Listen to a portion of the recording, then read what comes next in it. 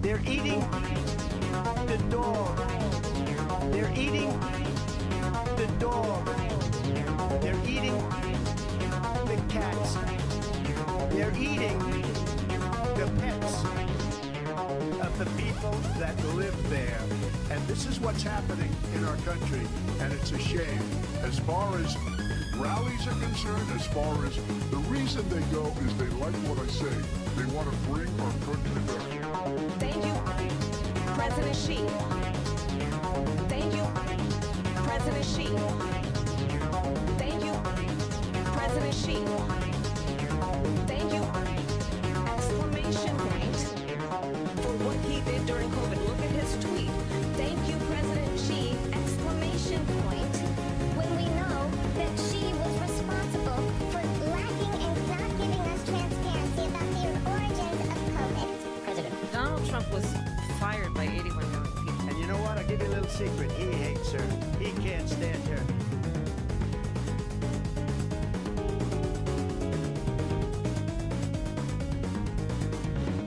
They're eating the dog. They're eating the dog. They're eating the cats. They're eating the pets. They're eating President Xi. They're eating President Xi. They're eating President Xi. They're eating Exclamation point. the dog, the dog, the dog, the dog, the dog, the dog, the dog, the dog, the cats, the cats, the cats, the cats, the cats, the cats, the cats, the cats, the dog, the dog, the dog, the dog, the dog, the dog, the dog, the dog, the cats, the cats, the cats, the cats, the cats, the cats, the cats, the cats, the dog.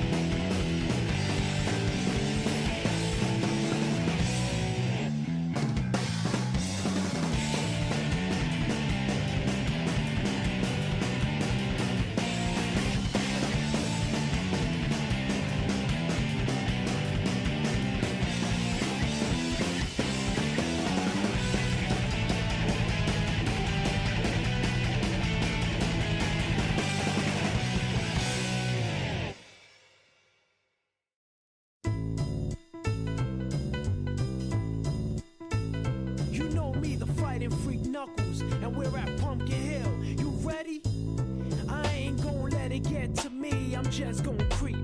Down in Pumpkin Hill, I got to find my lost piece. I know that it's here, I can sense it in my feet. The great emerald's power allows me to feel. I can't see a thing, but it's around somewhere. I'm gonna hold my head, cause I have no fear. This probably seems crazy, a graveyard theory. Our ghosts try to approach me and got leery. Ask him a question and he vanished in a second. I'm walking through valleys, crying pumpkins in the alley. Didn't seem happy, but they sure tried to get me. Had to back them up with a fist metal crackle. I'm hearing someone saying you a chicken, don't be scared. It had to be the wind, cause nobody wasn't there. I searched and I searched as I climbed up the wall. And then I started to fly, I went in deeper. Let it get to me, I'm just gonna creep. Down Pumpkin Hill, I got to find my lost piece. I know that it's here, I sense it in my feet. The great emerald's power allows me to feel. I can't see a thing, but it's around somewhere. I gotta hold my head, I have no fear. It probably seems crazy, a graveyard theory. A ghost try to approach me, he got leery.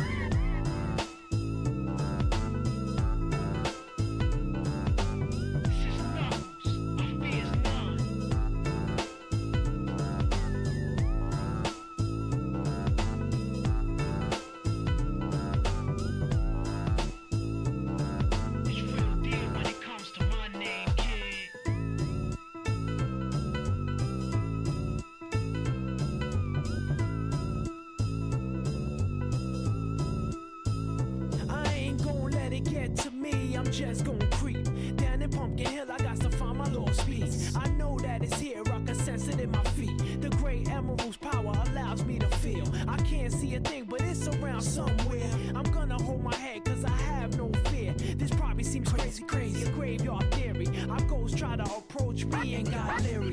Ask him a question and he vanished in a second. I'm walking through valleys, crying pumpkins in the alley. Didn't seem happy, but they sure tried to get me. Had to back them up with a fist metal crackle. I'm hearing someone saying you a chicken, don't be scared. It had to be the wind, cause nobody wasn't there. I searched and I searched as I climbed up the wall. And then I started to fly, I went in deeper.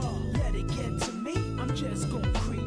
Down Pumpkin Hill, I got to find my lost piece. I know that it's here, I sense it in my feet. The great emerald's power allows me to feel. I can't see a thing, but it's around somewhere. I gotta hold my head, I have no fear. It probably seems crazy, a graveyard theory. A ghost try to approach me, he got leery. Spooky up in here, it's crazy in here. We still gonna keep it going, I'm Knuckles. Nobody scares me. Whoever wanted, bring it. I don't care, we can do this.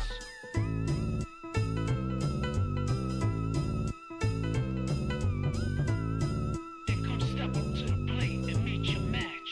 It ain't no thing.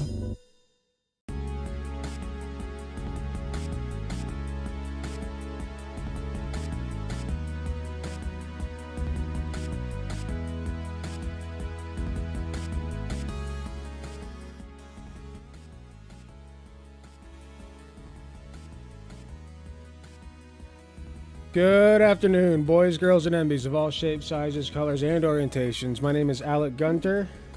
Welcome to the Alec Gunter stream. Wonderful day today. Beautiful weather outside. Took a little walk to the gas station. Pick up an egg sandwich and an energy drink. It was beautiful. Hello, everybody. Welcome in. No cam. I'm aware of what I'm doing. Thank you. I'm not always a bad streamer. How are y'all doing? So far, Kerbal's the only one here. That's okay. That's okay. I think ever since my break, the viewership has kind of dropped a bit, and that's fine. Not too concerned about it at all. Make a comeback for sure. Hello, Allie. Welcome. But we got some stuff to go over today. I thought about going over the Amaranth stuff. For those who are present, what do you guys think of that? Because it's disappointing to say the least. You know, I don't remember much about the whole situation, but what I do, but it's not complicated. Basically, she was being abused, I believe, by her ex-husband, and kind of came out with that. And the LGBTQ community stood behind her for all of that. But kind of stabbed us in the back on that, didn't she? Alas, we can't have anything.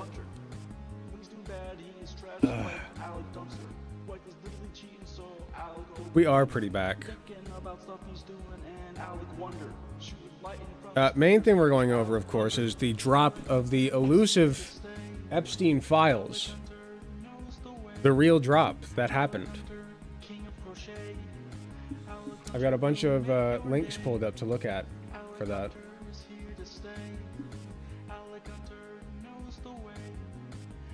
Wait, what happened? What do you mean what happened? Lots of things happen a lot of the time. If you're asking about my dropped viewership and my break, I just took a break for like a couple of months. I wasn't feeling it.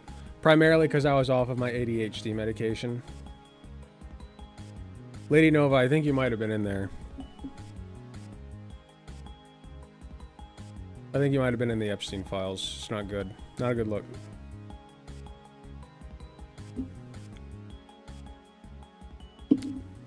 Ugh.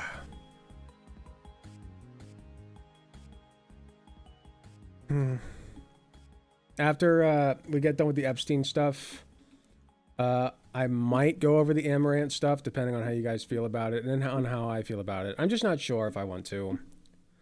Seems a little bit drama baity to me. Oh, the other thing? Oh, Amaranth?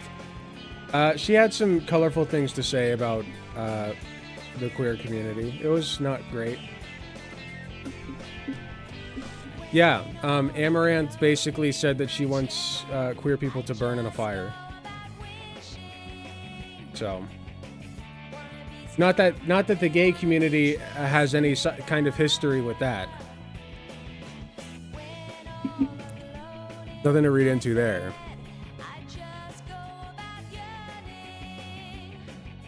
It's not nice. I mean, she's only going to end up hurting herself. She's a fucking sex worker.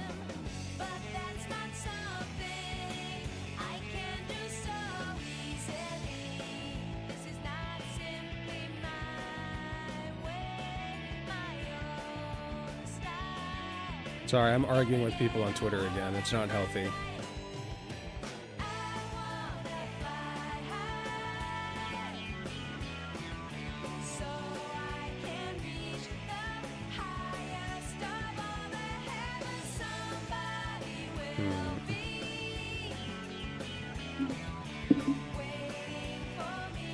It's crazy how even Nick Fuentes recognizes why Trump won't release the EPSTEIN files. They all do. Everybody gets it. Like, I've only seen one person defending Trump, and it was like some nobody on Twitter. Everybody is upset at him for this.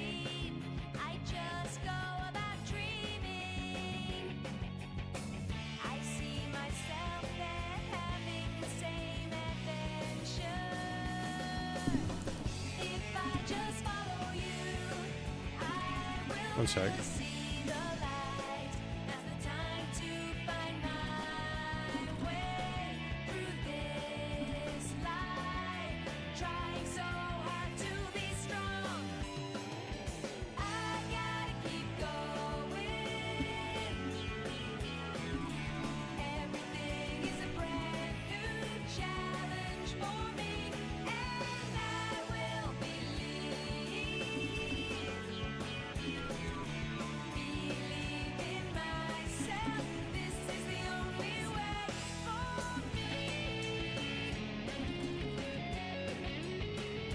Yeah. It's not worth it right now. It's not worth it. I need to stop. I need to stop. I have been so addicted to arguing with people on Twitter the past couple of days. I haven't been on Twitter, like, for months until just this week. Why are you still on Twitter? That's a great question. I wasn't on Twitter for months until just this week. And I finally got back on for some reason. And now I've been posting nonstop, and I'm falling back into it, and I need to stop. It's not good. Deleted Twitter yesterday. I think the main reason that I am hesitant to delete my Twitter is because, like, I have an entire segment today focused around information that I got from Twitter. Like, it's a great tool to use for streaming.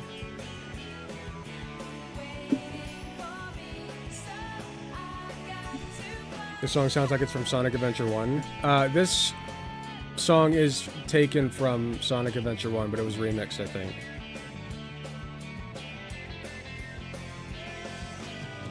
It's not even just good slop. Like, you get news from there. You know, you can, like, take... like, a lot of important, relevant people are on there making posts all the time that are very influential. Like, it's not just slop. I think the Amaranth stuff could border on slop. I think it's relevant. I think it's important to talk about, but it could border on slop.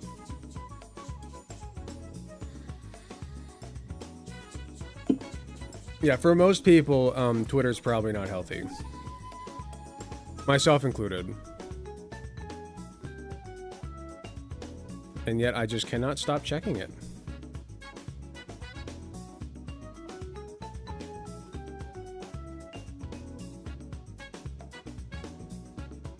Live Twitter account deletion. I thought about deleting my main Twitter account and like just starting a ghost account and following the people who are relevant, you know, just so I can keep up with them, but like not post anything. But like the thing is, I see shit that I disagree with and I have to say something. I'm a very vocal boy, you know? So, I don't know.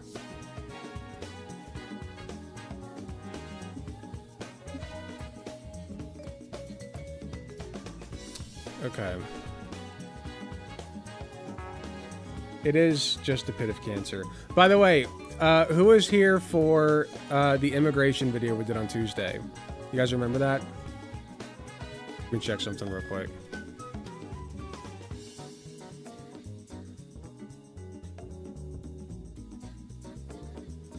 Okay. You guys remember the dude who was like a fucking demon about immigration? Who was here for that? That was on Tuesday. I'll be uploading the video hopefully by tomorrow because the guy that here, I'll just pull up the video. I'll just pull it up.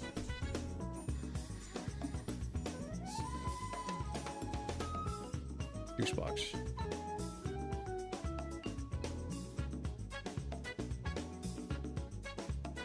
This guy. When we say... You guys remember this? So I actually reached out to this guy. Somebody on Discord found out his name for me. His name is Peter Saddington. Here is...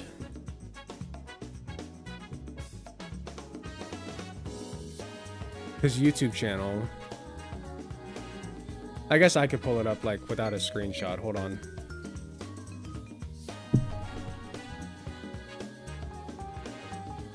There he is. So here's his YouTube channel. He's really only a little bit more popular than I am on YouTube. His videos actually don't get very many views, surprisingly. 78, 59, 39, 47, 47. Am I platforming somebody that I shouldn't be? Maybe this is a bad idea. I reached out to him and we're gonna have a debate tomorrow, not tomorrow, on Sunday. Sunday around 6 p.m.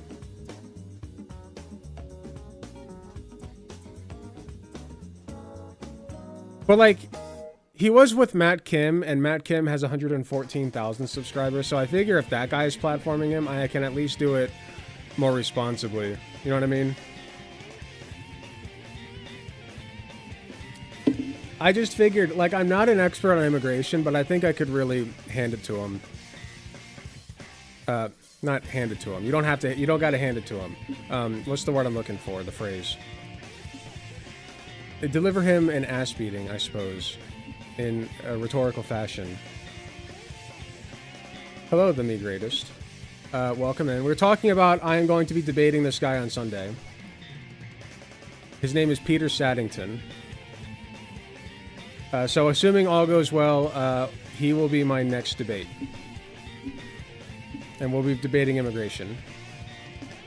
Because according to him, right, if you remember, he was talking about how, like, people who are here illegally are sinning. Like, it's an actual sin to not legalize your immigration status. It's ridiculous. Also, his is the Bitcoin Lambo, which I find very funny. I want to do a little bit of research on him tomorrow, probably, before I, you know, get into it with him. But, could definitely be interesting. I do consider myself the master debater, that's true. I haven't debated in a while, so I'm a little nervous. I hope I do well. If we have time, we can help you do some on-stream research. Possibly, we'll see. I gotta figure out how I'm gonna organize this, Epstein segment.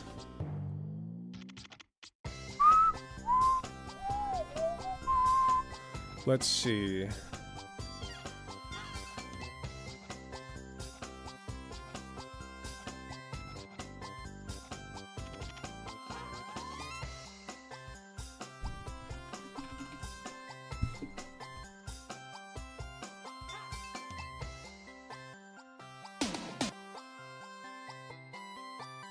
Get that up.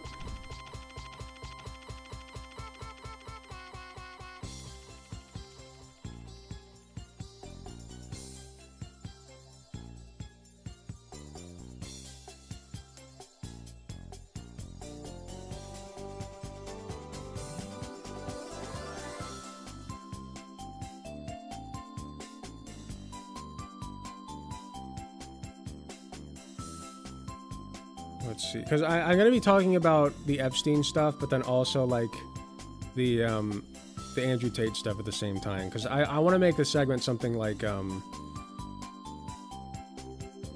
Trump is like, I don't know what I'm gonna title the video, but something to the effect of like the conservatives, the Republicans are the party of sex pests. Not even sex pests. That's like not harsh enough. It's man, what? How do I don't even know how I would title such a thing without getting in trouble. You know what I mean? Like, any words I could use to describe them would not be monetizable.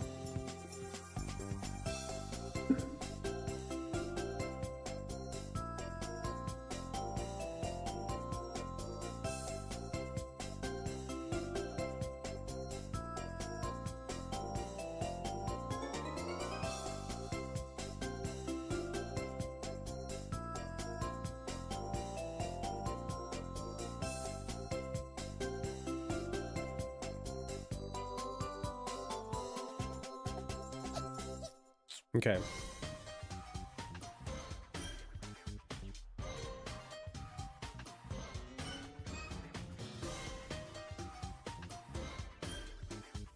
Let's see. Sorry, I'm just looking. I'm going through and making sure I got this all organized.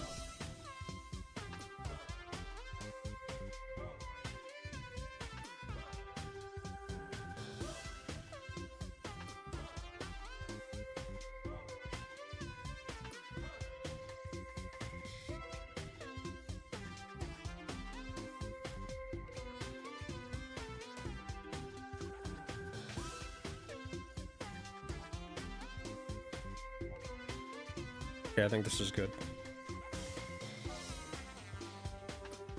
I never debated with my voice, LMAO, only over text. I used to do that a lot, and I finally decided, you know what?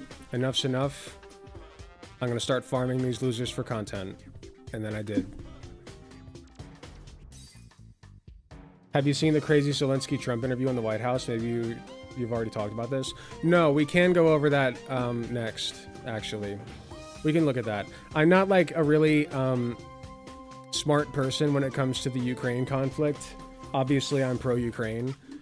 But I'll watch it, and because apparently it was so embarrassing that like even a lay person could see how embarrassing and awful it was. So yeah, we might do that after this. But yeah, let's get started with this. Let's just do it. Let's just do it. You know, let's just dive right into it. You know, let's just go for it.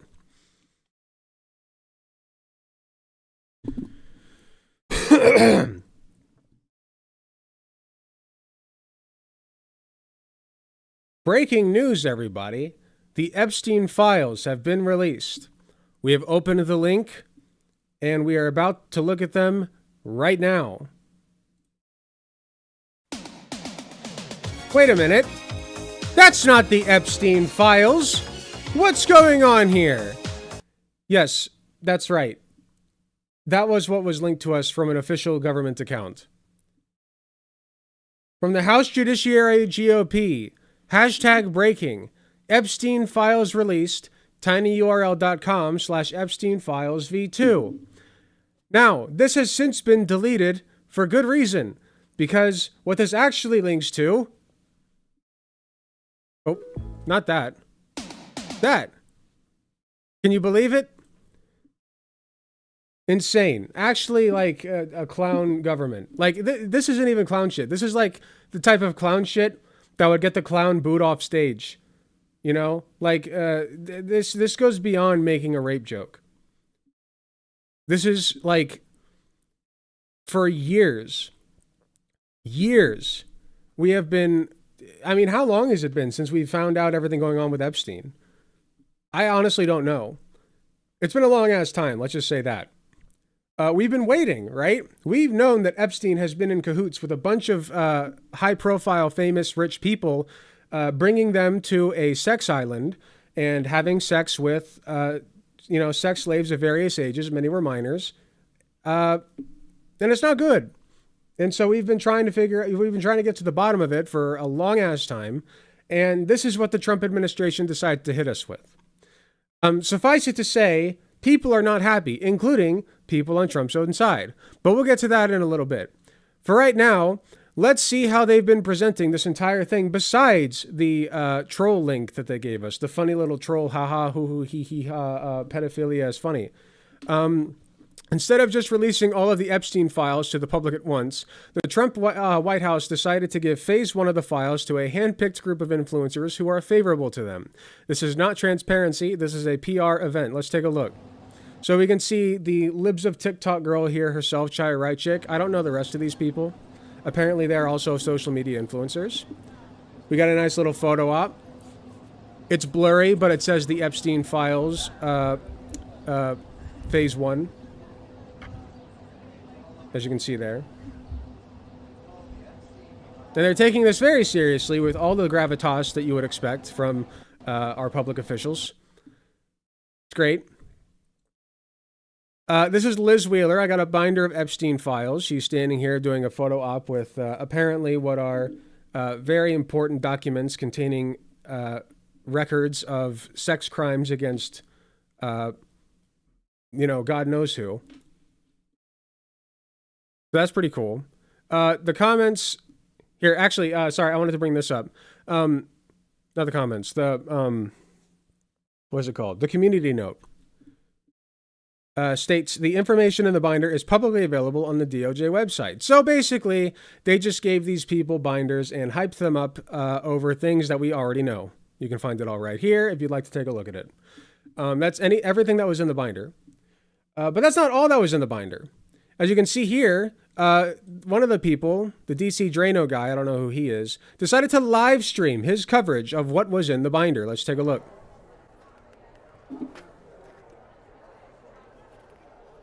Interesting. Now, this reminds me of the Black Square posting. The social media phenomenon, Black Square posting in solidarity with black people. You guys remember that? That's kind of what I'm getting from this. Not a whole lot of information about the Epstein case, though. Not much to be derived here, really. Again, is it all the same page? No, it's not. Sorry, it looked like there were copies of the same thing because there were just so many black boxes. But as you can see, the black boxes are in fact changing shape and size. Extremely busy day meeting with all the people we love in Trump's cabinet. But we're gleaning a lot from this. You want to know as much about this information as possible. Sorry if I skip any pages. My fingers are a little dry. Oh, yeah, don't skip anything. Before my flight takes off. We wouldn't want to miss anything here. God bless Trump. God bless America. God bless his administration. God bless Attorney Trump for General his Sam Martin, transparency, Kash right? Patel, and others for having the courage to release this information. Again, I don't know what of this is new, but I know that there's a lot more evidence that's It's ridiculous, man. Clown world. We live in clown world. I'm not a violent person sometimes, but this makes it very hard not to be. Yeah, fight the urge. Go back, we missed one. They won't show Trump is on, that's why we get it. Yeah, yeah. Listen. Nothing to see here, folks. Okay? Donald Trump is definitely not in these files. Don't think that. Please do not write in the papers that Donald Trump is in these files, because he's not. What do we got next? Breaking. Social media Oh, yeah, here's a fun thing. Social media influencers who received the Epstein binder were caught posting identical messages, making it seem like a coordinated advertisement. That's ridiculous. DC Drano. Today I met with President Trump, VP J.D. Vance, AG Pam Bondi, and FBI Director Kash Patel in the Oval Office. They handed me a binder of copy of the Epstein files. This is the most transparent administration in American history, as you can see by the black boxes, of course. The best part, this is just the start. AG Bondi confirmed there are thousands more Epstein file documents being secretly held in the SDNY, and they will be delivered to the DOJ in D.C. by February 28th. People will be going to jail for what they've done. Cool. Let's see what Chad Prather had to say. Today I met with President Trump, VP J.D. Vance, AG Pam Bondi, and FBI. Wait a minute. Now hold on just a second here. This all looks very familiar. Interesting. Update. Chad Prather and DC Drano tried to lie and cover for themselves, but ended up getting community noted instead. So to be clear, yes, I copied and pasted DC Drano's statement with the intention of it being used as a quote. There was no, quote, messaging. I'm just now realizing that the quote in edit wasn't what got posted. My fault 100%. We have a community note. Chad Prather could not have copied and pasted Rogan O'Hanley's post at DC Drano, as Chad made his statement 13 minutes before Rogan's. Interesting. The story's falling apart a little bit, Chad. I wonder what's going on with that.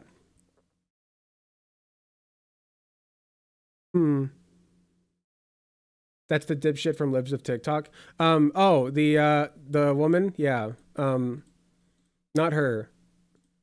The one in the video? Yeah, this is Chaya Rychik right here from Libs of TikTok. That is her.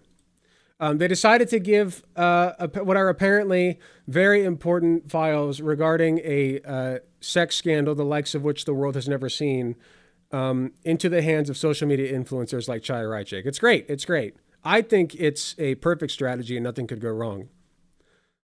All right. Well, moving on from that shit show, you can see that they're handling this with all the seriousness that it requires. I just want to impress upon you how serious the nature of these crimes actually is. Okay? This is a statement from Katie Johnson, one of Donald Trump and Jeffrey Epstein's victims. Allegedly. I understood that both Mr. Trump and Mr. Epstein knew I was 13 years old. Defendant Trump had sexual contact with me at 4 different parties in the summer of 1994. On the 4th and final sexual encounter with Defendant Trump, tied me to a bed, exposed himself to me, and then proceeded to forcibly rape me. During the course of this savage sexual attack, I loudly pleaded with Defendant Trump to stop, but he did not. Defendant Trump responded to my pleas by violently striking me in the face with his open hand and screaming that he would do whatever he wanted. Immediately following this rape, Defendant Trump threatened me that, were I ever to reveal any of the details of Defendant Trump's sexual and physical abuse of me, my family and I would be physically harmed, if not killed. That's your president, folks. He's the president. So, I mean, it really is a wonder why he wouldn't want the Epstein files to be released, why he's treating it this way. Who's to say? Who's to say? It's crazy. Oh, yeah, just more footage of them taking this very seriously. Juxtaposed against the statement we just read. Good stuff. This actually comes from a man named Jake Shields, who's a conservative, as it were. And he's not the only one who's upset by this. Conservatives all over the place are actually realizing that this was not a good move, okay? This is a clown show that they're putting on for us to try to distract us from how serious it actually is. But nobody's buying it, not even the conservatives. That's for later. I got a little out of order here, sorry. I guess that's for now. We'll just move on to this. We'll come back to that. So, why do you see Andrew Tate on the screen right now? What does he have to do with all of this? Well, Donald Trump and his administration has been insistent with us that they are against the predation. They're all about protecting women and children in our country from dangerous sex criminals coming from south of our border, right? They want to ship back all of those nasty brown people who are trying to come over and have their way with our women and children. Let's take a look at somebody that they've decided to bring back to the United States. Teach you in self-defense? Here's a little move. When I grab you by your neck and you start annoying me trying to resist, and I just and then I grab you by your neck again. Then what the fuck are you gonna do when your face is collapsed and your fucking cheekbone's broken? You ain't gonna do shit but cry. I guarantee I changed the way you look at sex forever. You're gonna be fucking crying. I won't cry. I bet you cry, bitch. I bet you fucking cry. You're saying I wouldn't cry. You're challenging me to a fight. You're saying I can't hurt you. You're out of your fucking mind? I don't even have to fuck you. Forget the sex part. That's a distraction. My dick can stay in my pants. I'll just start beating the shit out of you. How about that? We walk in the bedroom. I start kicking your ass. No sex. No sex involved. But you cry then. I perfected this in pimp school. When I got my PhD, we had to practice if a girl comes at you, you cheater, you cheating. It's bang out the machete, boom in her face, and then grip her up by the neck. Like, shut up, bitch! Her panties get wet. The machete's on the floor, her panties are all wet. And you go, fuck her. That's how it goes. Slap, slap, grab, choke, shut up, bitch, sex. These are the basic moves of pimping.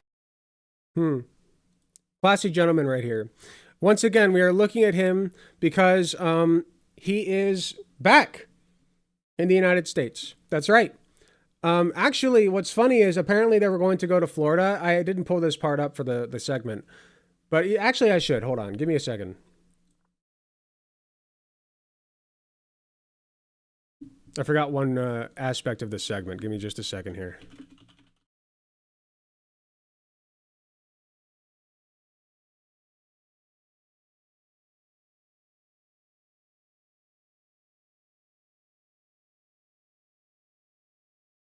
Okay, here's one.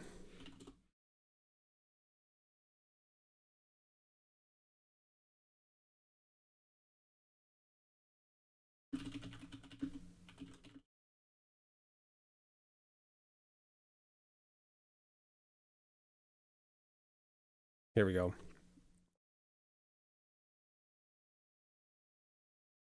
This will segue nicely into the last bit of the segment. All right, we'll come back to Ron DeSantis in just a second. For right now, let's take a look at this article real quick. Why are the Tate brothers in the United States?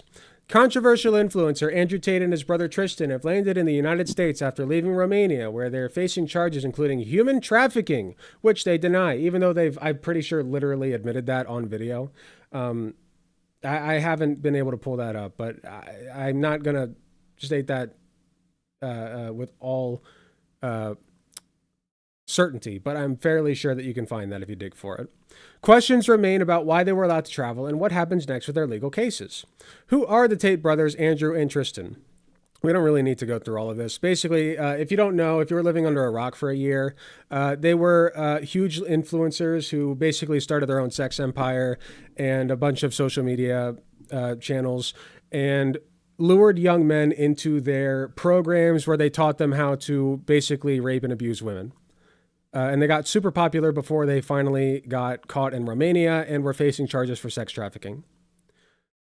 So, why were the Tate brothers traveling to the U.S.? The brothers had been under a travel ban in Romania for more than 2 years while they were under investigation.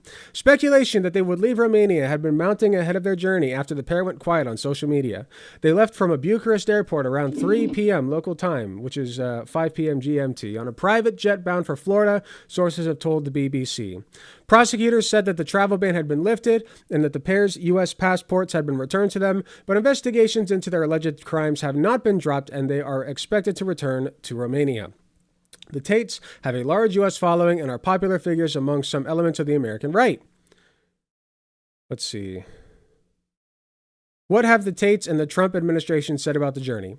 Andrew and Tristan Tate have not yet commented on their trip to the U.S., and neither has the Trump administration. So,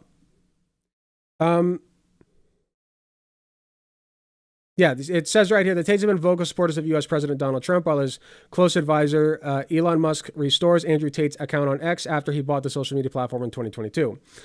So basically, what we're looking at right now is the Trump administration pressuring Romania into releasing the travel ban on the Tates, on the Tate brothers, which allowed them to come to Florida. According to this article, they're not going to be able to stay.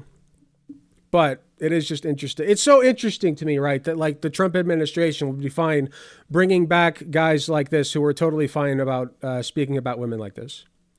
I want to jump over to Mr. Ron DeSantis, who is the governor of Florida, with his comments on what's going on with the Tate brothers.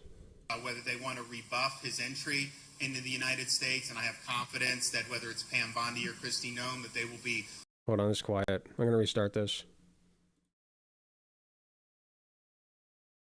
Whether they want to rebuff his entry into the United States, and I have confidence that whether it's Pam Bondi or Kristi Noem, that they will be looking at that. I do know our Attorney General, James Uthmeyer, is looking at what state hooks and jurisdiction we may have to be able to deal with this. But the reality is no, Florida is not a place where you're welcome with that type of conduct in the air. And I don't know how it came to this.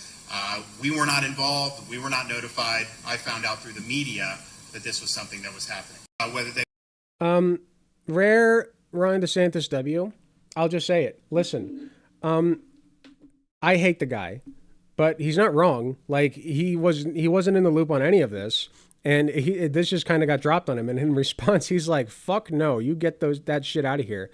So it is nice to see he at least has a principle regarding human trafficking and sex crimes against women and children. It's always nice to see that your governorship has that, even if the federal governorship does not. Let's move on to Ben Shapiro's thoughts on this. America does not need more self-proclaimed pimps and terror supporters with outstanding criminal allegations of sex trafficking and a history of pornographic distribution, plus a grift, quote, university that suckers young men out of thousands of dollars. Again, he's right. He's right. I can't say he's wrong here. I agree with him 100%. Now, I was skeptical about this for one reason. I think that and I don't think this is unreasonable to think this. I think that he sees the Daily Wire, the Daily Wire sees the Tate brothers as competition. And maybe this is a bit cynical of me. I do think that Ben Shapiro has a few moral principles, but I do think that part of this is they see the Tate brothers as competition. And they don't want them coming back into any kind of relevancy to pull young men from their audience. Maybe that's just me being too cynical. I don't know. But I got to hand it to Ben right here. He is correct. He's right. And it is nice to at least see not every single conservative influencer being okay with this stuff. Speaking of, let's go back to the main point here. The Epstein files. Right? We already went over Jake Shields' commentary on this. Very understandably upset. Because here's the thing, right? Even though conservatives voted for Trump, and they love Trump and whatever, the Epstein files are just one of those things that, like, I think it's the thing where, like, if you're claiming to be all about transparency in your government, and that's what you ran on, and that's what you promised people, and you were definitely going to release the Epstein files, don't worry, we're going to release them, we're going to be all about transparency, right? And then you pull this shit. It's a clown show. You are giving people a clown show, and they know it. They're not that stupid. They're very stupid, but they're not that stupid, okay? You have pushed the limits of their stupidity, and now you're paying the price. I haven't seen the data on this yet, but I would bet big dollary dues that this is going to make their approval rating abysmal. It's going to tank. The white pants are ugly. It's not the best outfit. It's kind of a weird outfit. I can't stand this guy's dancing in particular. All right. Moving on to this tweet. This is the guy who stole the lectern at January 6th. The lectern guy. Imagine making a joke about kids being raped and thinking people won't conclude that you people are on the list too. This is literally a guy who took part in the January 6th insurrection.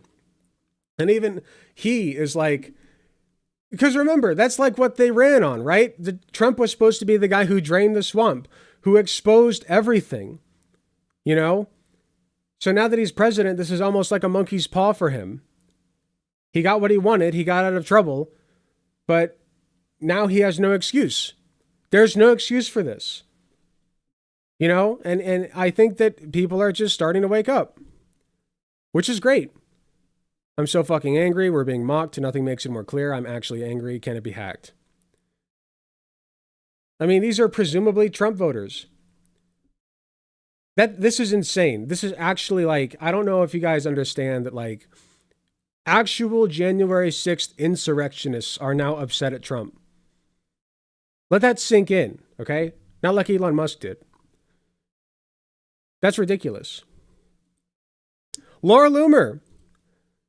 I hate to say it, but the American people can't trust the validity of the Epstein files released today. It was released in an unprofessional manner with paid partisan social media influencers to curate their binders for us. I can't trust anything in the binder, neither should you. They're losing them, folks. Them realizing Trump is not America's savior is amusing as hell. I think they're, okay, so the way that conspiracies work, right? Conspiracy theories work and cults, such as the one that Trump has formed around himself, is there are going to be some people who deepen the conspiracy theory here, who say that there are like shadows pulling, like shadow people pulling strings in the background, and that's why Trump can't release the files, right? But it's reaching a breaking point where like most people aren't buying the bullshit anymore. Recall, by the way, we are like a little over a month into this presidency. It is February 28th as of recording this. Donald Trump got into office on January 20th. We've barely put a dent in this presidency, and he's already losing us. So I don't know what the plan is from here. Is MAGA becoming self-aware? This is from Dave Portnoy. I don't know who he is. If I'm going to be fair, these questions need to be asked today. Why is the release of the Epstein list always a shit show? What's the point of booting out illegals and criminals while somehow becoming a safe haven for the Tate brothers? Why is crypto in the toilet if Trump is crypto king? How far does Tesla stock have to crash before Elon goes back to work? All valid questions. I mean, more relevant ones are about Epstein and Tate and immigration. He's not wrong. Like, if your statement is that you are shipping out illegal immigrants in order to keep America safe from rapists and criminals, why the fuck would you bring the Tate brothers back? They're literally on a list to be to have a court sentence, and you're just letting them back in? Like, what's wrong with you? All right, last one I got for you. This is just from today. George, what's his name? I forget his full name. This artist. If you remember, this is the artist that made the comic about Biden taking away the blackness from a black woman, which was hilarious and his only other good comic. This one is also excellent. I think this one's a banger. Police walks up to a woman. Ma'am, we know you've been through a lot, but would you be willing to look at the security tape? It may help us identify the individuals responsible for your daughter's assault. The videotape is, of course, the Rickroll. So, I mean, yeah, like it's over.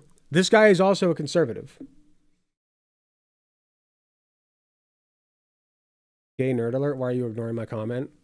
Oh, I'm sorry, we're talking about serious things. So yeah. I mean, it's, like I said, I've said it like 3 times already, but it really is just a clown show. It's a circus, and they're purposefully making it a circus. But thankfully, it does look like even their own side is starting to become upset. I don't know what implications this holds for the future. I really don't know what people can do. But I really don't know what the next few weeks are going to bring when it comes to the Epstein files. I mean, are people just going to drop it and forget it? I don't know. I honestly don't know. What I do know is this. and of course we on the left know this, but in case you're somebody who hate watches me and have not been convinced yet, hopefully this video has convinced you that Donald Trump and his administration are nothing but a bunch of sex crazed rapists and abusers who are enabling rapists and abusers. I mean, it's obvious at this point. They don't want to release the Epstein files because they know that Trump and most of his cabinet are probably implicated. And to be clear, by the way, there are also Democrats in there who are implicated. And I have never heard a single leftist, or even Democrat for that matter, who is against releasing the Epstein files because they know that probably Bill Clinton's on there. Okay? Release the files. If you're not on there, Trump, release them. Why not? Right? Like I said, all of this is just further evidence. I mean, if it's not obvious to you at this point, I really don't know what will wake you up. We live in very dark times. We're basically run and operated by rapists and pedophiles who like to accuse us of being the rapists and pedophiles because we like trans rights or something. So that's pretty cool.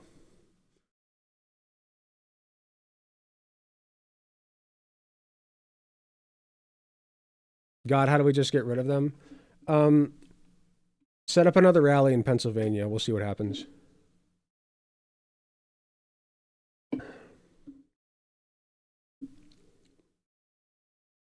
NB pal. It's fine. It's Tina.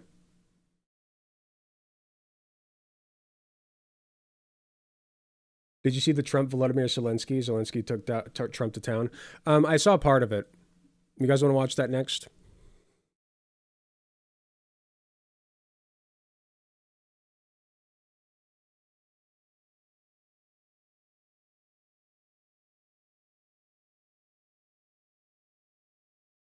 That was the first segment I've done in a while that was organized like this. I think I did a pretty decent job.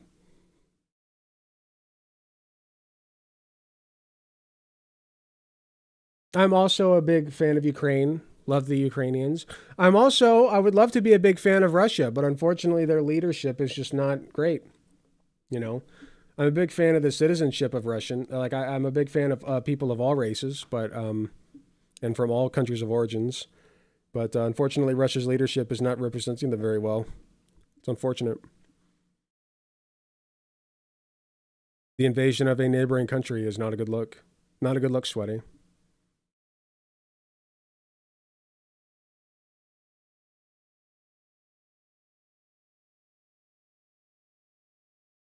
Oh, damn. I wish I'd have seen this one. I should have voted for Harris from the Independent Populist. He voted for RFK. That's wild. There was another video I thought about going over that was like, yeah, it's from this girl, Rebecca Watson. It's called, No, I Will Not Welcome Ex-MAGA to the Resistance.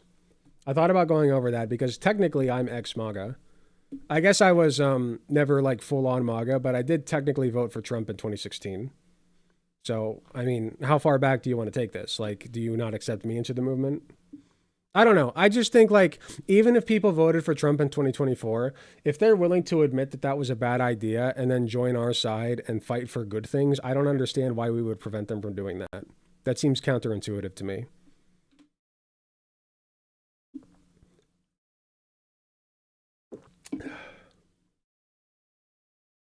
Okay. Let's see if we can find this Zelensky stuff.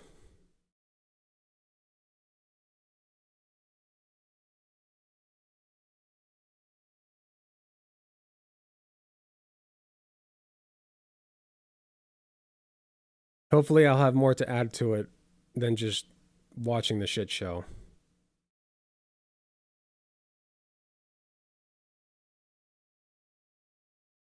I have a 4-minute video here. Is that long enough? Is this the whole thing? Like, do I need anything more than this?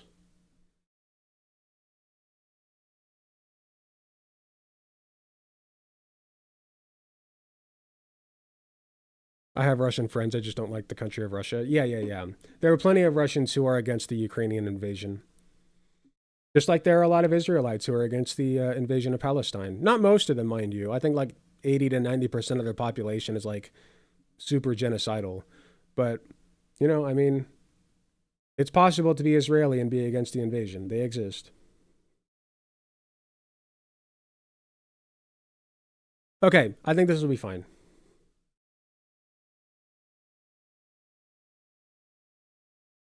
So, I don't talk about the Ukraine situation a lot. The Russian invasion of Ukraine, I should say. I haven't looked into the specifics of it very much. What I do know is that Russia invaded Ukraine, and that's bad. That's a bad thing to do. And they've killed a lot of Ukrainians who were innocent and had nothing to do with anything. So, Zelensky, the president of Ukraine, has been fighting back against the Russian invasion, and the Biden administration, from my understanding, did a pretty decent job of defending them, right? Of sending them weaponry, not putting boots on the ground or anything, just sending them weapons to defend themselves, which is good. I think that it's good to arm people who are being invaded so that they can defend themselves. I think we can all agree on that, right? Unless you're Donald Trump and JD Vance. So all of this is to say, I believe this happened earlier today.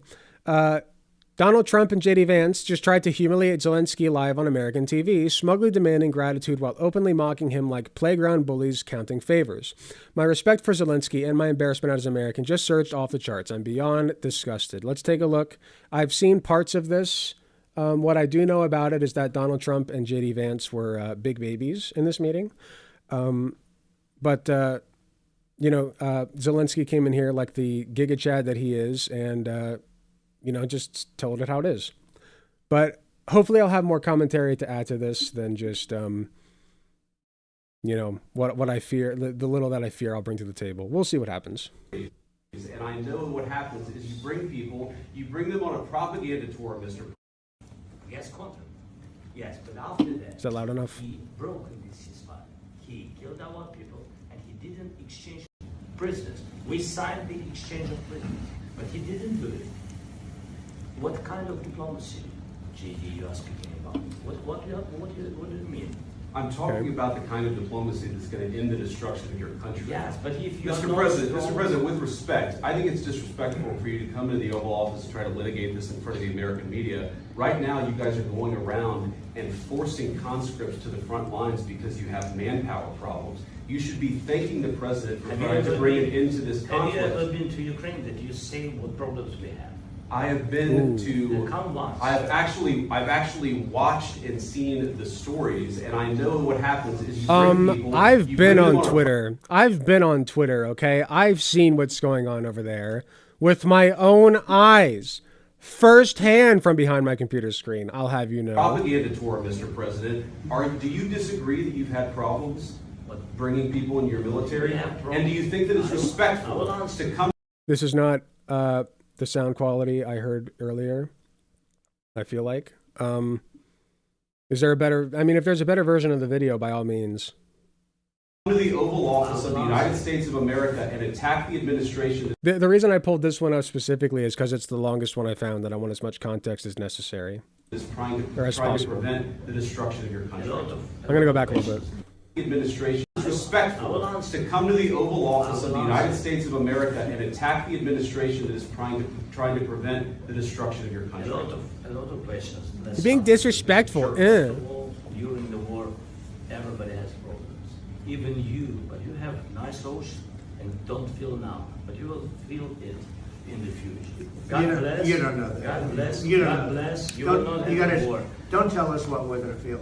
We're trying to solve a problem. Don't tell us what we're going to feel. I'm not telling you. Because you're in no position to dictate that. That's exactly what you're doing. You're in no position. Zelensky's literally sitting here trying to warn them that, like, if you let Russia have their way, you are also going to suffer because we are allies. Like, I don't know the specifics, but Ukraine is a U.S. ally for what I assume to be very good reasons. I'm sure they give us something. If Russia takes that from us, it's going to suck.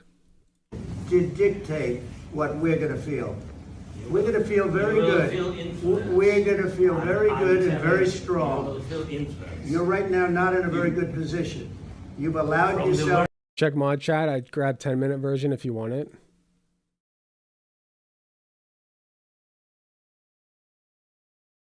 Is there anything in the 10-minute version that we aren't getting here? Well, if I didn't align myself with this both is better. of them, you'd never have a deal.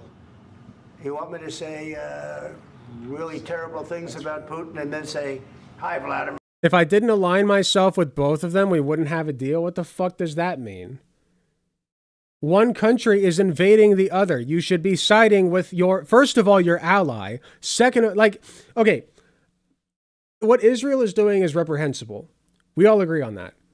But if, oh, hold on.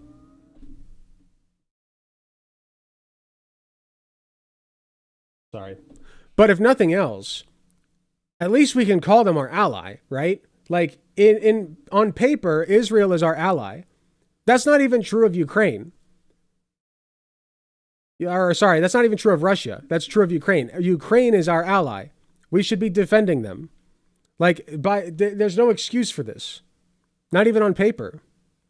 How are we doing on the deal? It doesn't work that way. I'm not aligned with Putin. I'm not aligned with anybody. I'm aligned with the United States of America and for the good of the world. I'm aligned with the world, and I want to get this thing over with. You see the hatred he's got for Putin. It's very tough for me to make a deal with that kind of hate. The guy invaded his country. Dog, are you telling... Okay, Mexico isn't even in the process of invading our country, but let's say that they were. Are you really going to tell me that you wouldn't hate Mexico for that? Or the leader of Mexico? Like, you already talk like you do, and they're not even invading our country. You just claim that they are. Like, come on, man. And I understand that, but so much hatred. I can tell you the other side isn't exactly in love with, you know, him either. So it's not a question of alignment. I'm aligned with the world. I want to get the thing set. I'm aligned with Europe. I want to see if we can get this thing done. You want me to be tough? I could be tougher than any human being you've ever seen. I'd be so tough. But you're never going to get a deal that way. So that's the way it goes. All right, one more question. Hey, I want to respond to this. So look, for 4 years in the United States of America, we had a president who stood up at press conferences and talked tough about Vladimir Putin, and then Putin invaded Ukraine and destroyed a significant chunk of the country. The path to peace and the path to prosperity is maybe engaging in diplomacy. They tried that. They literally had ceasefire deals and Russia didn't abide by them. They've tried diplomacy. It's not going to work with Putin. The pathway of Joe Biden of thumping our chest and pretending that the president of the United States' words mattered more than the president of the United States' actions. What makes America a good country is America engaging in diplomacy. That's what President Trump is doing. Can I ask you? Sure. Yeah? Yeah. Okay. So he occupied our parts, big parts of Ukraine, part of East and Crimea. So he occupied it on 2014. So during a lot of years, so I'm not speaking about just Biden, but those time was Obama, then President Obama, then President Trump, then President Biden, now the President Trump, and God bless, now President Trump will stop him. But during 2014, nobody stopped him. He just occupied and took. He killed people. You know what the contact line? 2015. 2014. 2014 and 2014. 2014. Yeah. So I was not here. Yeah, but Dude. Exactly right. Yes, but during 2014 till 2022, yeah. Did he just try to correct him and was wrong? Come on, man. The situation the same. The people have been dying on the contact line.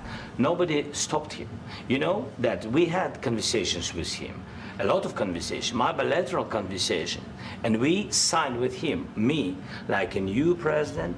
In 2019, I signed with him the deal. I signed with him, Macron and Merkel, we signed ceasefire. Ceasefire, all of them told me that he will never go. We signed with him with gas contract, yes, but after that, he broken this ceasefire. He killed our people and he didn't exchange prisoners. We signed the exchange of prisoners, but he didn't do it. What kind of diplomacy, JD, you are speaking about? What do you mean? I'm talking about the kind of diplomacy that's going to end the destruction of your country. Yes, but he, Mr. President, with respect, I think it's disrespectful. What are you saying? That he didn't say the right words in the right order? What are you talking about? He just walked through this with you holding your fucking hand. Even I understood that. Okay, I have no idea about this conflict hardly, except for like the bare minimum, and even I can understand the basics of what's going on here. He made it like idiot proof. For you to come into the Oval Office and try to litigate this in front of the American media. Right now, you guys are going around and forcing conscripts to the front lines because you have manpower problems. You should be thanking the president for trying to bring an end to this conflict. You should be thanking us. You see what problems we have. I have been to. Come once. I've actually watched and seen the stories, and I know what happens is you bring them on a. I've been on propaganda Twitter. tour, Mr. I know what's President. going on. Do you disagree that you've had problems? Bringing people into your military? And do you think that it's respectful to come to the Oval Office of the United States of America and attack the administration that is trying to prevent You know the what? destruction? Zelensky is just, listen, I don't know Zelensky that well, but in this circumstance, he is just trying to do best by his fucking people. So yeah, I don't give a shit if he's disrespectful to you or your office or our precious White House or whatever the fuck. Like, people are dying, man. Shut the fuck up. Of your country. Shove it up your ass. A lot of questions. Let's start from the beginning. Sure. First of all, during the war, everybody has problems. Even you, but you have nice ocean and don't feel now, but you will feel it in the future. God bless. You don't know that. God bless. You don't God know bless. that. You will not have a war. Don't tell us what we're going to feel. We're trying to solve a problem. Don't tell us what we're going to feel. I'm not telling you. Because I'm you're in no answering on position this to question. dictate that. That's exactly what you're doing. You're in no position to dictate what we're going to feel. He's trying so hard to be the big boy, to be the guy wearing the pants in this room, and it's failing. We're going to feel very good. You will feel influence. We're going to feel very I'm good and telling very you, strong. You will feel influence. You're right now not in a very good position. You've allowed From the yourself I would to say be in a not. very bad very position, beginning and he of the happens war. to be right about From the it. very beginning of the war. You're not in a Mr. good Brown, position. I You was don't have the saying- cards right now. With us, you start having I'm not playing cards. cards. Right now, you don't. I'm very You're playing serious, cards. Mr. President. You're I'm playing very cards. Okay, this is a minor point. I don't know if that's like a translation thing. I like to imagine it is. You know, like that, like an expression like that doesn't exist in Ukrainian, like holding the cards. And he's just like, what are you talking about? A card game? What? We're not playing cards, man. serious. You're I'm gambling the with the president lives in of war. millions of people. You're gambling with World War III. what you're You're speaking gambling about? with What are you World speaking War about? III. And what you're doing is very disrespectful. That's actually like insane to say. That's insane. Like World War III is not something to take lightly. To the country, this country, I'm that's with back all to respect to you your far country. more than a lot of people said very they respect. should have. Have you said thank you once? This A lot entire of meeting? times. No, in this Even entire today. meeting, you Fuck said off. thank you. Even today. You went to Pennsylvania and You need to say campaigned for thank the you to opposition us. in October. Offer some words of appreciation for the United States of you America speaking about? and the president who's trying to save your country.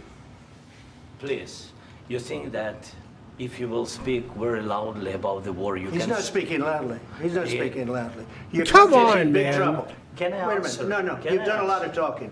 Your country is in big trouble. I know. You're not I winning. know. You're not winning this. Yeah, I think we all know that. You have a damn good chance of we are coming out staying, okay because of Mr. us. President, we are staying in our country, staying strong from the very beginning of the war. We've been alone, and we are thankful. I said thanks You haven't in been this alone. cabinet. He's saying You thanks haven't now, been alone in man. this We gave you, through I this said thank stupid you. president, $350 billion. You we voted gave for you your military equipment, You and you voted men for are your brave, president. but they had to use our military. What about if you didn't have You our invited military me. Yeah, 'cause they're equipment, allies, man. You didn't have Because they're allies. I read something about this earlier. Let me see if I can find this real quick. Give me just a second.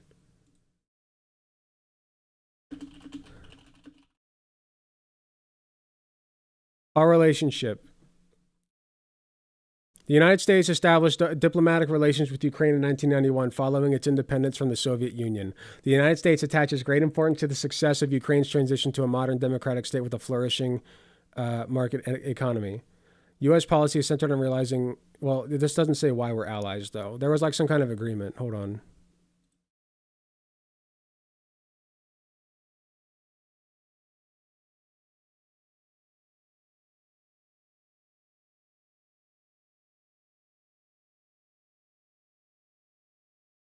I feel like this is important context, so give me a second.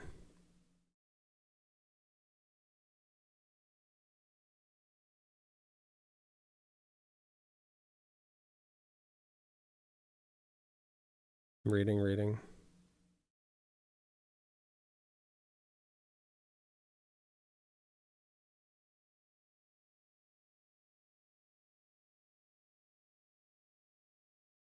Okay, I think this is it. Ukraine has become an important U.S. military ally as though the development was an irresistible force of nature. Until the dissolution of the Soviet Union at the end of 1991, Ukraine was nothing more than a constituent part of the totalitarian state. No one ever argued at the time that Ukraine was a vital or even a pertinent security interest of the United States. However, American officials now insist that supporting Ukraine against a weakened non-communist Russia does constitute such an interest. In a New York Times op-ed, William Taylor, who served as interim U.S. ambassador to Ukraine in 2019, elevated the country's importance to stratospheric. Wait. This isn't okay, hold on. I don't think this is telling me.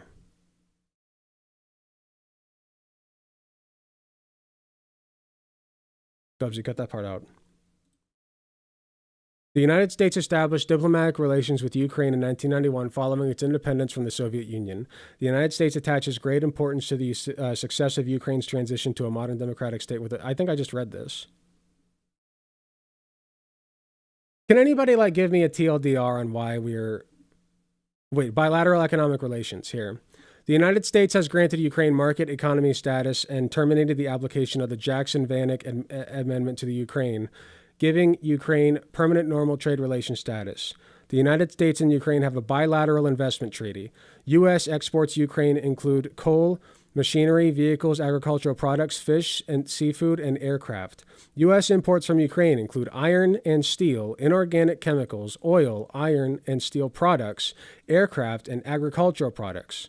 The U.S.-Ukraine Council on Trade and Investment was established under the country's agreement on trade and investment cooperation and works to increase commercial and investment opportunities by identifying and removing impediments to bilateral trade and investment. So we're trade partners. We're trade partners. So we're losing a valuable asset if we let Russia take them over. You know, even from a practical standpoint, it's not good. It's stupid. That's all that Zelensky's trying to tell him is this will hurt you too, man. Military equipment. This war would have been over in 2 weeks. Okay, thank you. We signed a treaty forcing Ukraine to give away its nukes, and in return, Russia wouldn't violate Ukraine's sovereignty. Thank you. So we do owe them. We demilitarized their nukes.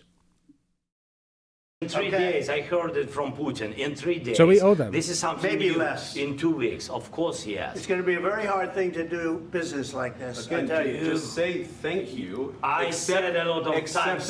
He said thank you, man. Accept that there are disagreements, and let's go litigate those disagreements rather than trying to fight They it out tried. in the American media when you're wrong. We know that you're wrong. But you see, I think it's good for the American people to see what's going on. I understand, sir. I think it's I very understand. important. That's why I kept this going so long. You have to be thankful. You don't have the I'm cards. thankful. You're buried there. Your people are dying. tell you You're again, running I low know. on soldiers. Don't- Listen, don't please, you're running Mr. low on. President. Yeah, dude. We forced them to get rid of their nukes, and in return, we said that we would defend them. That was the deal. Now you're altering it. Soldiers. It would be a damn good thing. Mr. And then you tell us, I don't want a ceasefire. I don't want a ceasefire. I want to go and I want this. Look, if you could get a ceasefire. He's not saying I don't want a ceasefire. He's saying he's tried. He's already tried. Russia won't abide by a ceasefire. He won't address that. Right now, I tell you, you take it so the bullets stop flying and your men stop getting killed. Of course, we want to stop the war. But you're I saying said- you don't want a But ceasefire. I said to you, I want a with ceasefire. He's not saying Because that. you get a ceasefire faster than an agreement. Ask our people about ceasefire, what they think. That wasn't doesn't with matter me. for you what- That what wasn't this with me. means. It That was wasn't with with you. a guy named Biden who was not a smart person. This That is was your, with, this that is was with your Obama. president. It was your president. Excuse me. That was This with is Obama embarrassing. who gave you sheets, and I gave you javelins. Yes. I gave you the javelins to take out all those tanks. Obama gave you sheets. In fact, the statement is Obama gave sheets and Trump gave javelins. You got to be more thankful, because let me tell you, you don't have the cards. With us, you have the cards. But without us, you don't have any cards. One more question to Mr. Vice President. I'm sorry. It's going to be a tough deal to make, Um, because the attitudes have to change. what if Russia You have an breaks attitude ceasefire? problem, Sweaty. What if Russia breaks this What are you saying? She's asking, what if Russia breaks the ceasefire? What if anything? What if a bomb... They've already done it! They've already fucking done it, man! What do you mean, what if anything? I've seen this part, by the way. I know what he's gonna say next. Bomb drops on your head right now. Let me go back. Okay? What Russia breaks the so you can hear the whole ceasefire. thing. What if anything? What if a bomb drops on your head right now? Okay? What if they broke it? He's so fucking stupid. This is not a random bomb dropping on your head type moment, okay? They're not asking, what if aliens invade the fucking planet? They're asking, what happens if Russia, as they've done in the past, breaks the ceasefire deal? What then? What will you do? Because they've already done it. What the fuck are you talking about? What a joke of a fucking president. I could literally do these negotiations better than he could. And I don't say that lightly. I don't know. They broke it with Biden because Biden Anybody didn't could. respect him. They didn't respect Obama. They respect me. Let me tell you, Putin went through a hell of a lot with me. He went through a phony win. Yeah. What if extremely likely events happen? Well, what if extremely unlikely events happen? It's like, what if I go out in 100 imagine this, like he tells you to go out to the beach without sunscreen. Well, and then you ask him, well, what if I get a sunburn, sir? And he says, well, I mean, what if a boat falls from the sky and lands on you? Just you don't need the sunscreen, dude. Like, this is ridiculous. They're not comparable situations. Witch hunt where they used him and Russia. Look at the disappointment in his face. Hold on, let me go back You ever just a hear little of that bit. deal? That was a phony. Putin went through a hell of a lot. This is the moment he knew, right? You can't see it very well right now. Dubsy, throw it up on the screen. This is the moment that he knew that his country was doomed. With me, he went through a phony witch hunt where they used him and Russia. Here, hold on. Let me make this easier for Dubsy.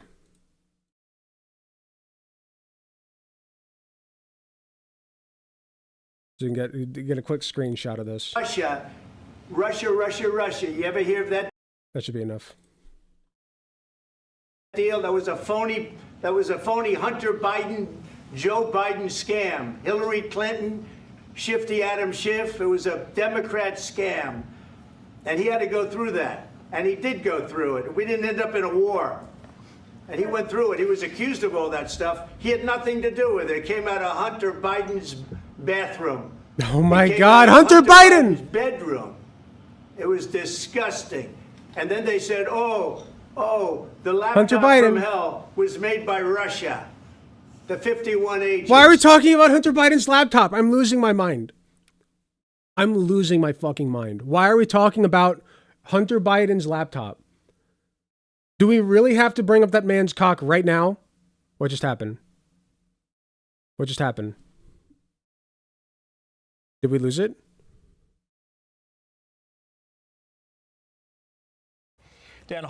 Wait, what just happened?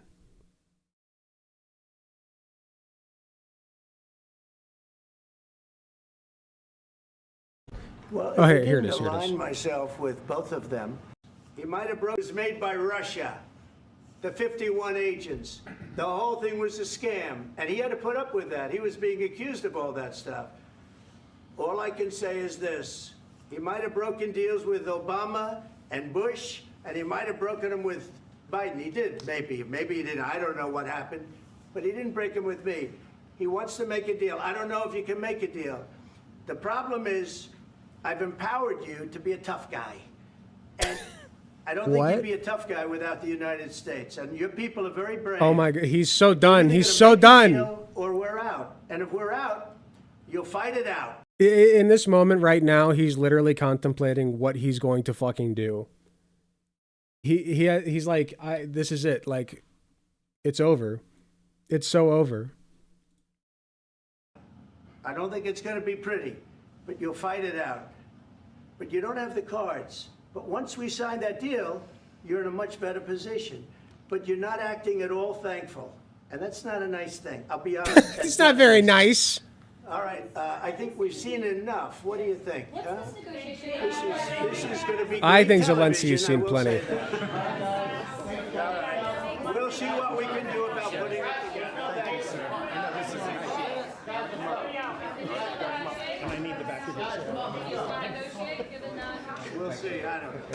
Yeah, he's really trying to figure out if he should, commit a war crime right now or not. He's like, this might be my only opportunity. You know, if my country is going down, might as well take him down with me. I think that's it. What a pathetic display. What an absolutely childish and pathetic display from the leader of our great nation, huh? God. I think it's not gonna go well for Ukraine in the coming years, I must say.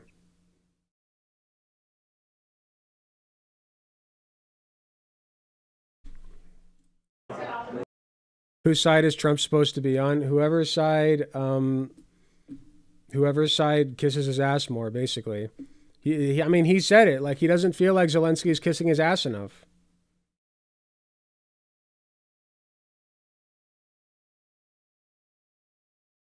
Absolutely embarrassing. Have to be in a very... Sorry.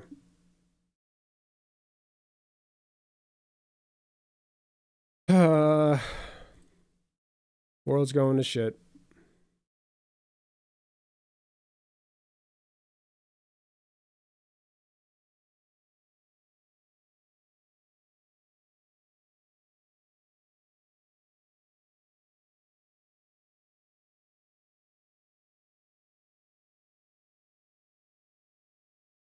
Okay, I need to go to the bathroom real quick. I'll be right back.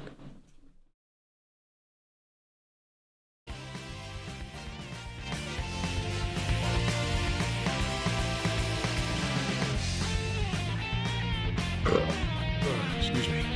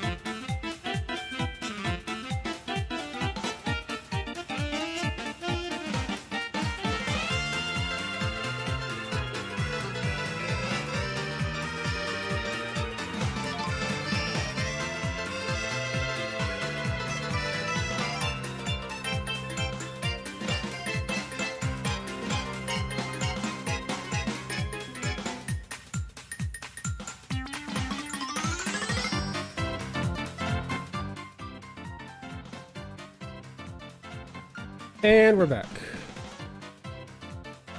Okay, before we continue, I have a very important clip to look at. Clinton's on there. Okay. What is this? Clinton's on there. Okay. I'm going to release the Gunter files. Release the files. Clinton's on there. There are no Gunter files. I deleted them.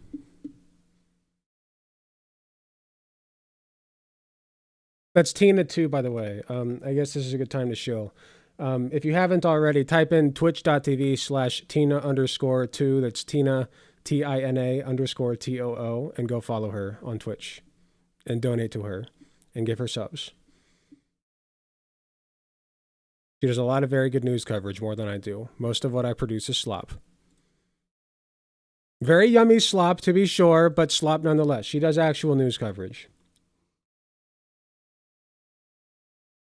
Although I do think that I did a pretty banger job of the Epstein files earlier today. I think that was very good. That was not slop. It was slop-ish. Tina the goat.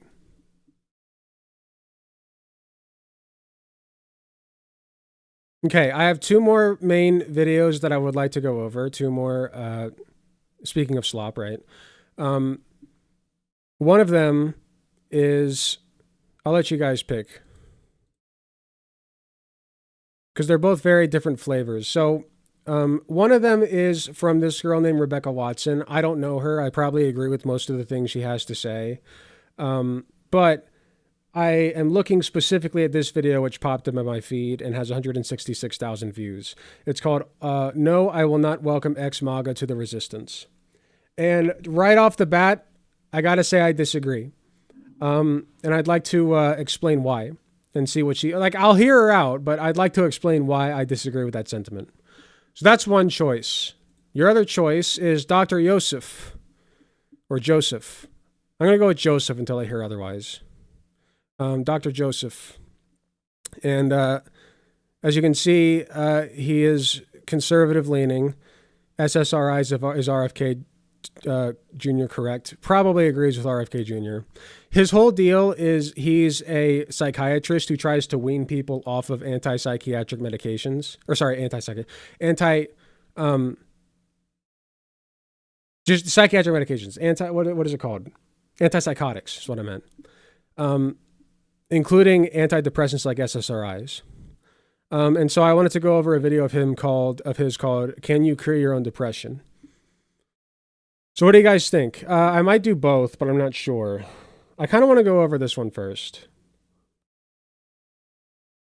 Oh yeah, and I kind of wanted to go over Dr. Joseph's videos. I wanted to start going over some of these because I personally am going into, for those who don't know, I'm getting my psychiatric nurse practitioner license soon. I just finished my last formal class, so I now have to do 4 clinicals and a capstone and then take my exam, and then I have my Psych NP license, and I can start prescribing medication, which is pretty cool. And I feel that I am qualified to talk about stuff like this because I think that he's wrong. I don't think you can cure your own depression. Please talk about Rebecca. We'll do that first. We'll probably go over both of these, but I just wanted to know what you guys wanted to do first.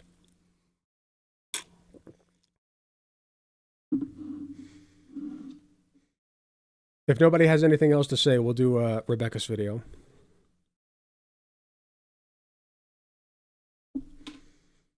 Going once, going twice.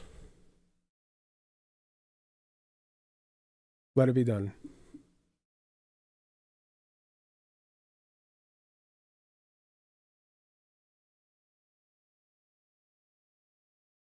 So Donald Trump is president.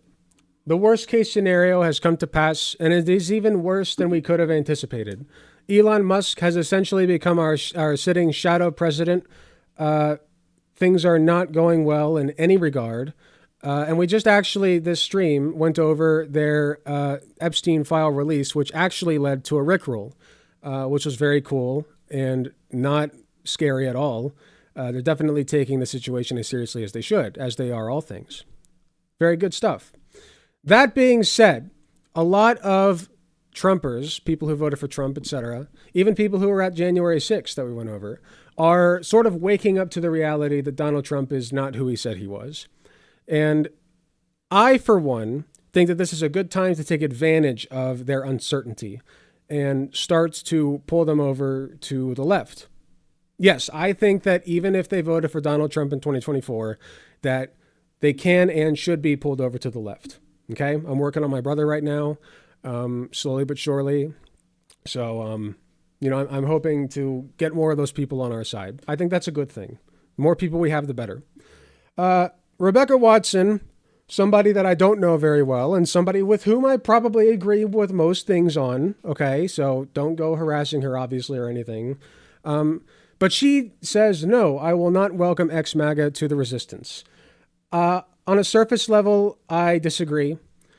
Like I just said, I think that it's important to be accepting of people who are willing to, switch sides and realize that what they did was wrong and is worse for them. And we need to take advantage of that because I think that anybody can be rehabilitated and change their ways. Like me.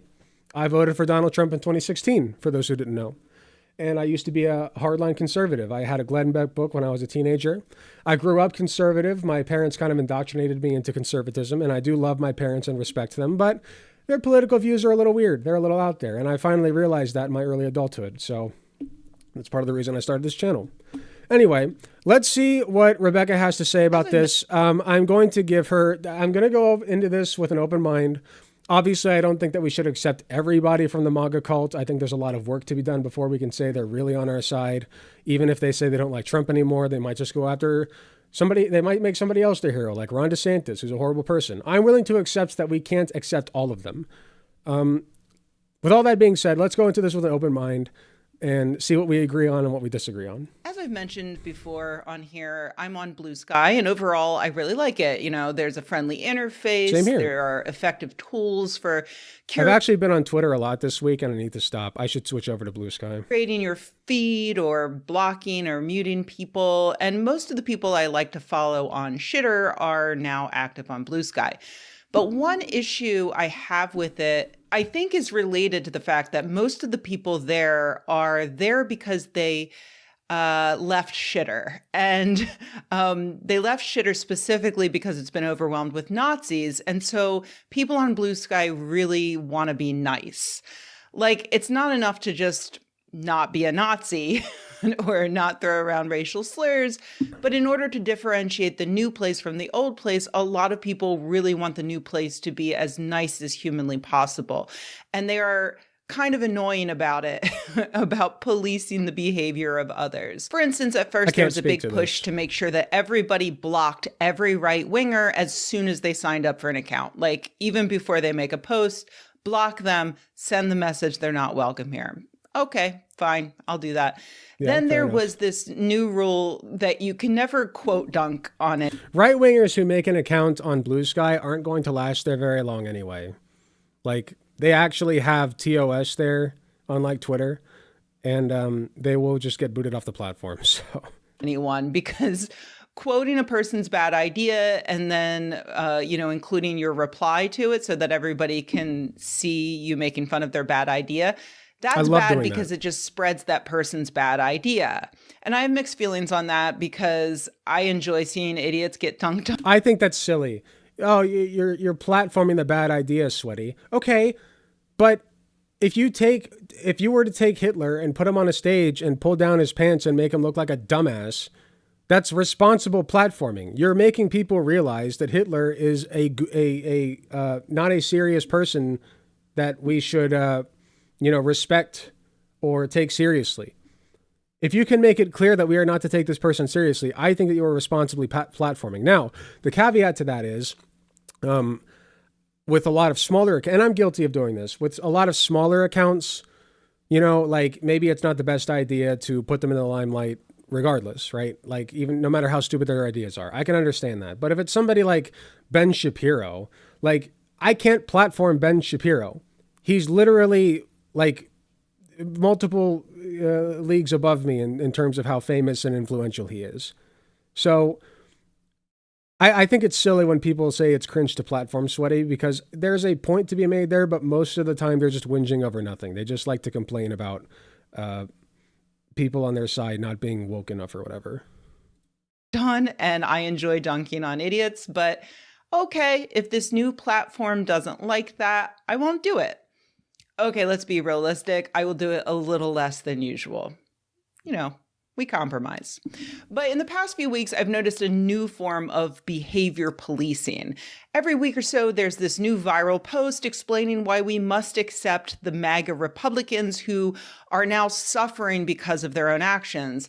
Instead of admonishing them, we need to accept them. For instance, here's a person stating, friendly reminder that the best case scenario over the coming years is that a lot of people say, I supported Trump, but this isn't what I wanted at all. And when they do that, it's going to be really, really important that we say, welcome in, not fuck you, we told you so. This is too simplistic. You can't just say welcome in. They're not deprogrammed. I do agree with her that we can't just say, yeah, you're welcome over here. Like, a lot of them are Nazis, you know? And even those who aren't are still hardline conservatives. They probably still hate trans people. They probably still want to make gay marriage illegal. They probably still want a theocracy. Like, it's important to analyze what their reasoning for leaving the Trump cult is and empathizing with their hardships. That's the big thing, right? I think it's I've seen a lot of people shitting on Trump voters, not unjustifiably, right? Because, you know, Trump voters who are suffering now, I'm sorry, you kind of played yourself, okay? That's just a fact. But at the same time, if you are suffering, I feel you and your suffering, and I'm sorry that you got duped. Okay? You got duped. It sucks. But now that you recognize that, are you reanalyzing your worldview? Are you deprogramming? You know, are you coming to terms with the fact that what you thought you knew was a lie? If you can do that, and you can demonstrate appropriate amounts of change in attitude behaviors and behavioral adjustments, I guess, and treat others around you with the respect that they deserve, especially like queer people, then yeah, I say welcome over. But it does take a minimum amount of effort, you know? So I feel like I'm going to be back and forth with her on this. And then this week I saw this post. If you see someone who voted for Trump and is now facing unexpected consequences, I encourage you to sympathize with them and tell them that they were misled and lied to. This is an opportunity to recruit people against Trump that has value and is useful. Antagonizing them is not helpful. I agree. Again, I'm going to rehash the same things that I just said if I try to explain why I agree with this. I just think that empathy is the best route, you know? Some ridicule is fine, especially if they're like still homophobic or transphobic or whatever, but empathy, like if all they're saying is, well, I really thought that Trump would lower the grocery prices and I'm having trouble affording anything now. That's worth empathy. That's worth saying, yeah, I feel for you in your struggle. Okay? Part of our job as progressive people is sucking it up a little bit, you know, and understanding that a lot of people are stupid and made stupid decisions, and forgiving them for those stupid decisions if they realize that they were stupid, and change and grow as people. And okay, I'm sorry, this is where I gotta draw the line. Not only will I not be doing that, but every time I see another post on Blue Sky telling me to be nice to a Trump voter, I'm gonna go out of my way to be mean to a Trump voter. I'm going to push a Cybertruck into the mud, rendering it completely useless. I'm going to spit on someone's well-done steak with ketchup on it. I'm not going to pick up my dog's shit from the yard that's flying a Confederate flag, etc. Okay, I kid, but also I'm not kidding, because here's the thing, you guys. I've been accidentally reading a lot about Nazis recently. I don't mean the current Nazis running the United States government. I mean the original Nazis 80 years ago. Recently, I've been randomly choosing books and movies and things without knowing anything about what they're about. Like the video. And inevitably, they end up being about Nazis. I swear. The Confederate thing's kind of based. I agree with doing all that stuff. Yeah, drive the Cybertruck into the river if you can afford. Well, don't buy Cybertrucks, but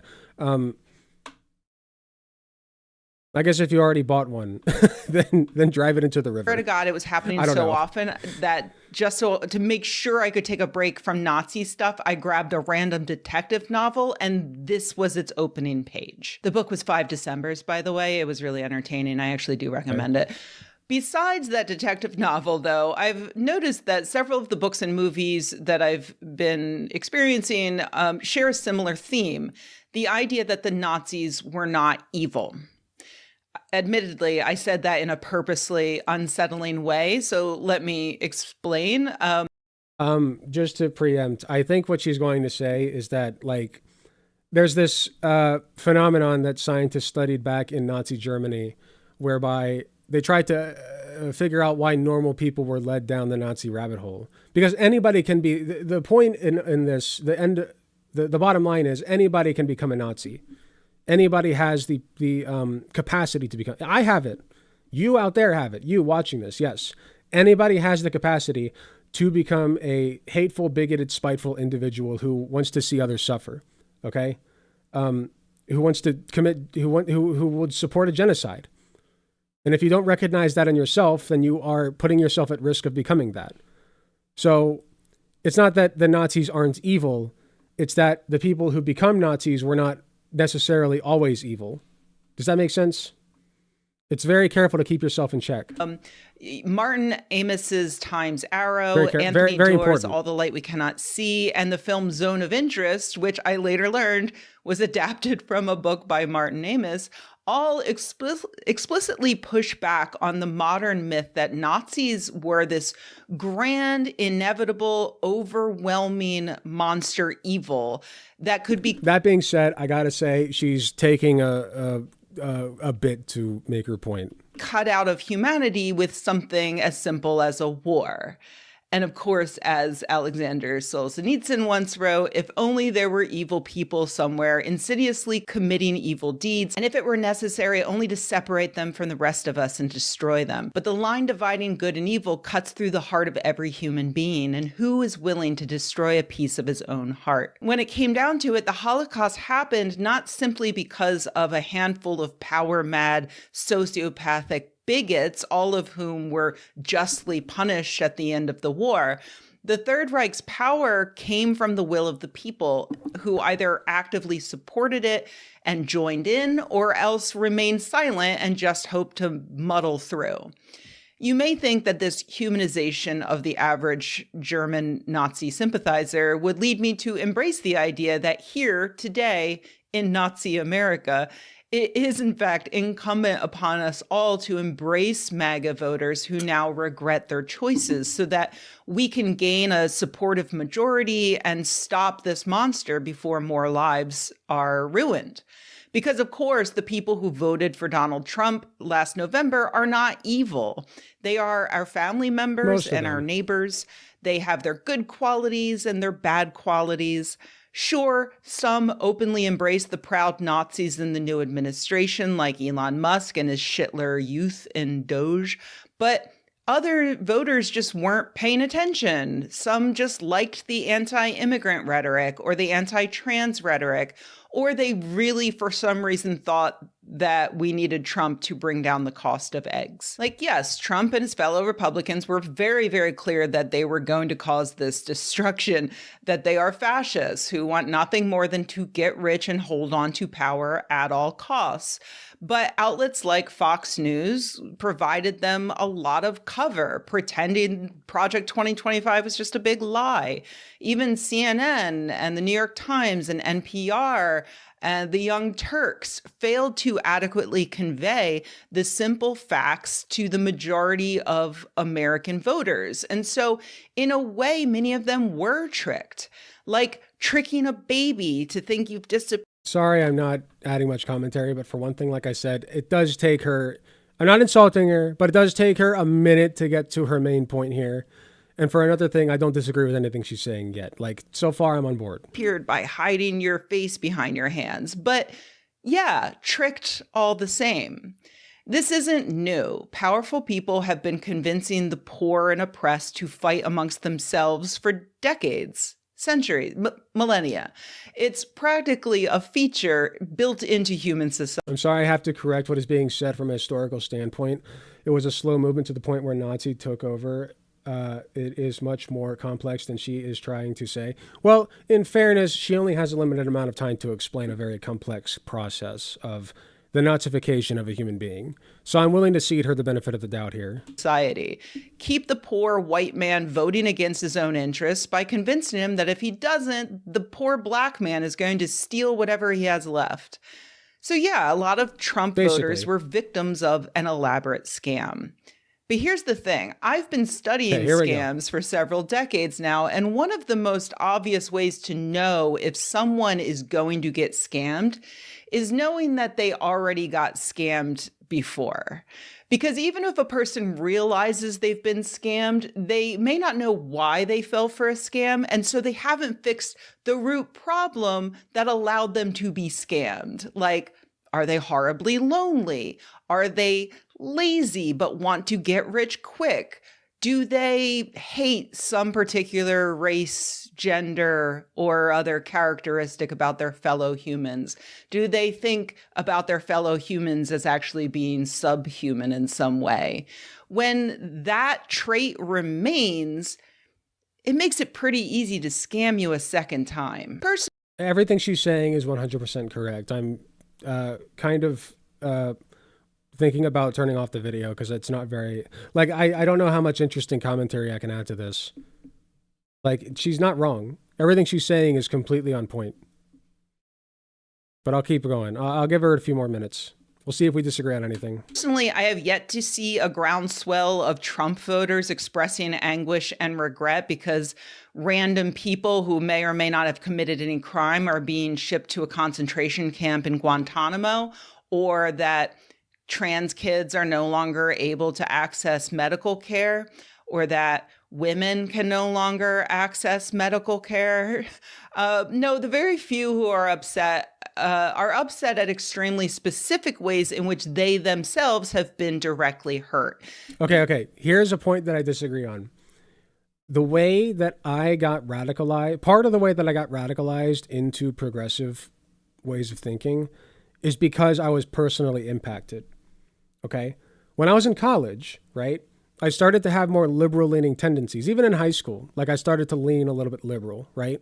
I was still a conservative. I was still a Christian. Excuse me.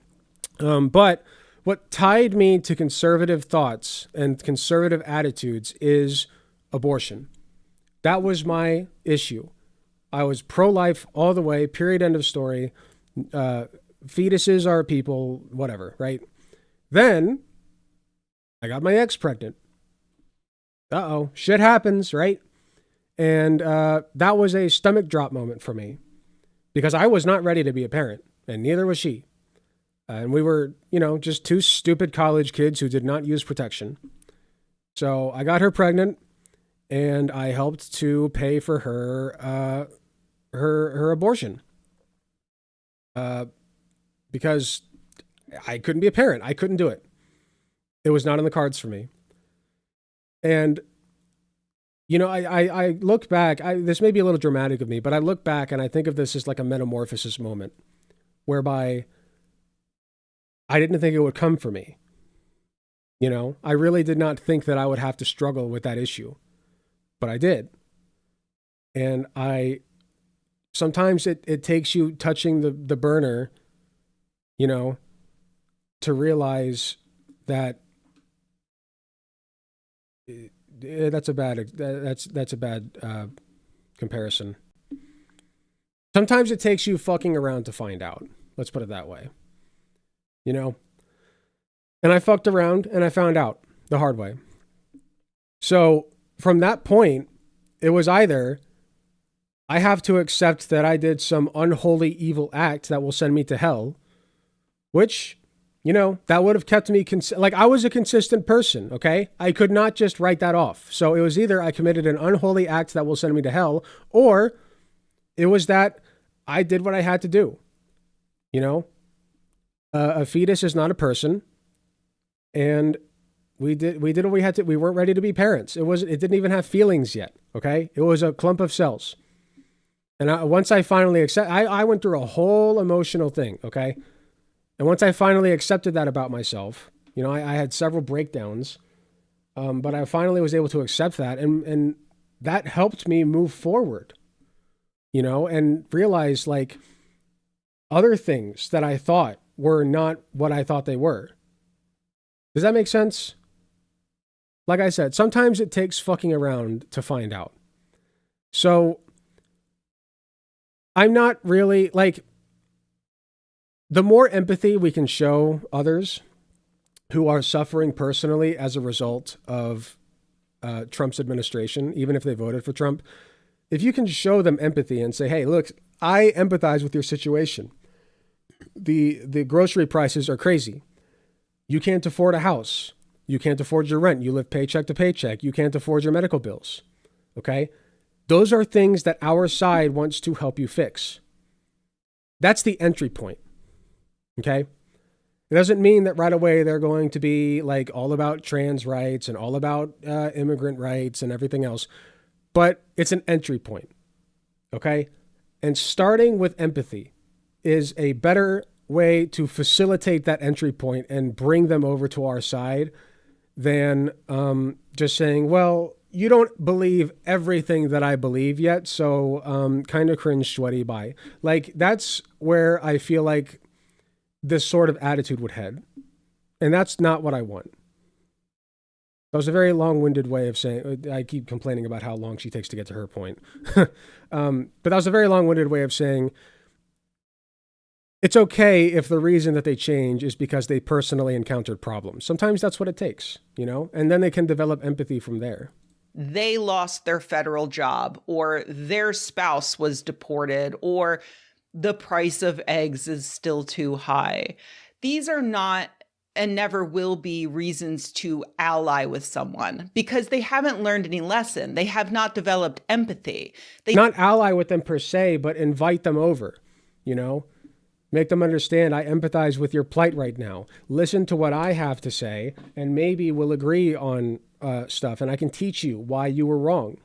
They still support Donald Trump hurting people other than themselves. After the conclusion of World War II, historians have noted that there was an initial plan of denazification, but that plan was eventually abandoned in favor of a more gentle democratization, with former Nazis allowed to come back into society and even retake high-ranking jobs. More than half of those employed with West Germany's Federal Ministry of Justice were Nazis.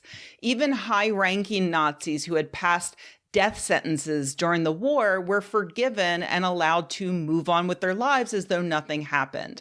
And the prevailing mood up until the Cold War was that the German people were, in fact, victims. For instance, Hannah Arendt noted that when chatting with a German Gentile after the war and referencing her own Judaism, the response that she normally got is not a personal question such as, where did you go after you left Germany? No sign of sympathy such as, what happened to your family? But a deluge of stories about how Germans have suffered, true enough, of course, but beside the point.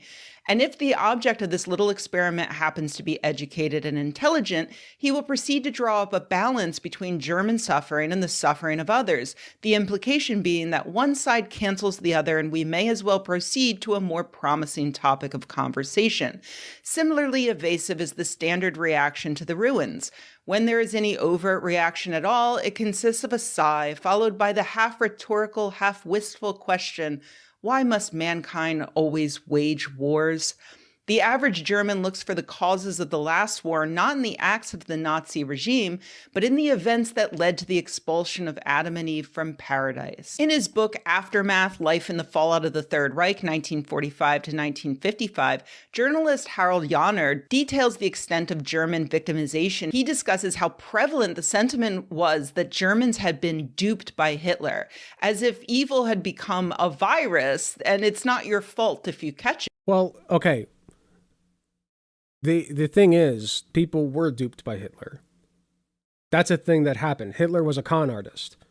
He promised the people economic prosperity and all the same things that fucking Trump is promising people and did promise people. and they didn't get it. What they got was a genocide of a huge swath of their population. Okay? He duped them. You know? He was a very effective rhetorician, just like Trump is. And I guess I hear what she's saying. I don't disagree with everything, but as a former conservative myself, I can empathize with conservatives and how they were duped and what they can do to change. You know what I mean? It's not, I'm not trying to take away their agency as people, but they were duped. They were tricked. They were gaslit, whatever you want to call it. Maybe not gaslit. It's a specific term, but you got my point. Also, America and whatnot accepting Nazis and leftists accepting past Trump supporters is a bit different too, since America isn't leftist. It doesn't really care about leftism or whatever country she's talking about.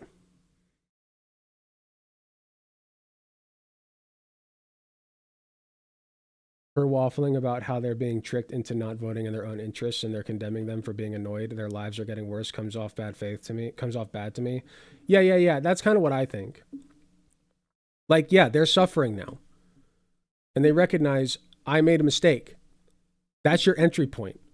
Okay? Here's the root of my problem. Are we setting up barriers for entry? Okay? I think that, what's her name again?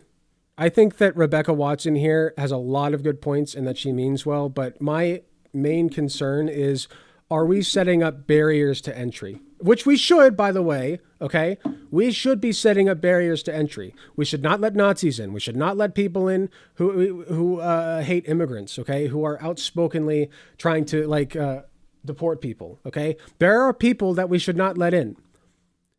But there's a difference between letting somebody in and trying to pull them in from the outside, right? You know, like, okay, maybe this person is poor and can't afford groceries, but they still hate immigrants. Okay. Now let's formulate a plan to make them not hate immigrants as much so that we can work with them, you know? Like, hey, Donald Trump promised you that he would start deporting immigrants. He's deporting immigrants, and your life still isn't better. What's going on, man? Like, maybe it's not the immigrants.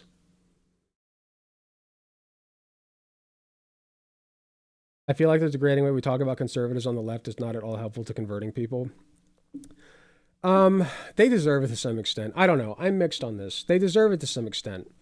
But conservatives who are being affected by their own choices and not even, like, if they're not even, my point is, are you willing to accept the consequences of your own actions and change? I think that's the bottom line. Are you willing to accept that you made a fuck up and change who you are and how you behave? You know?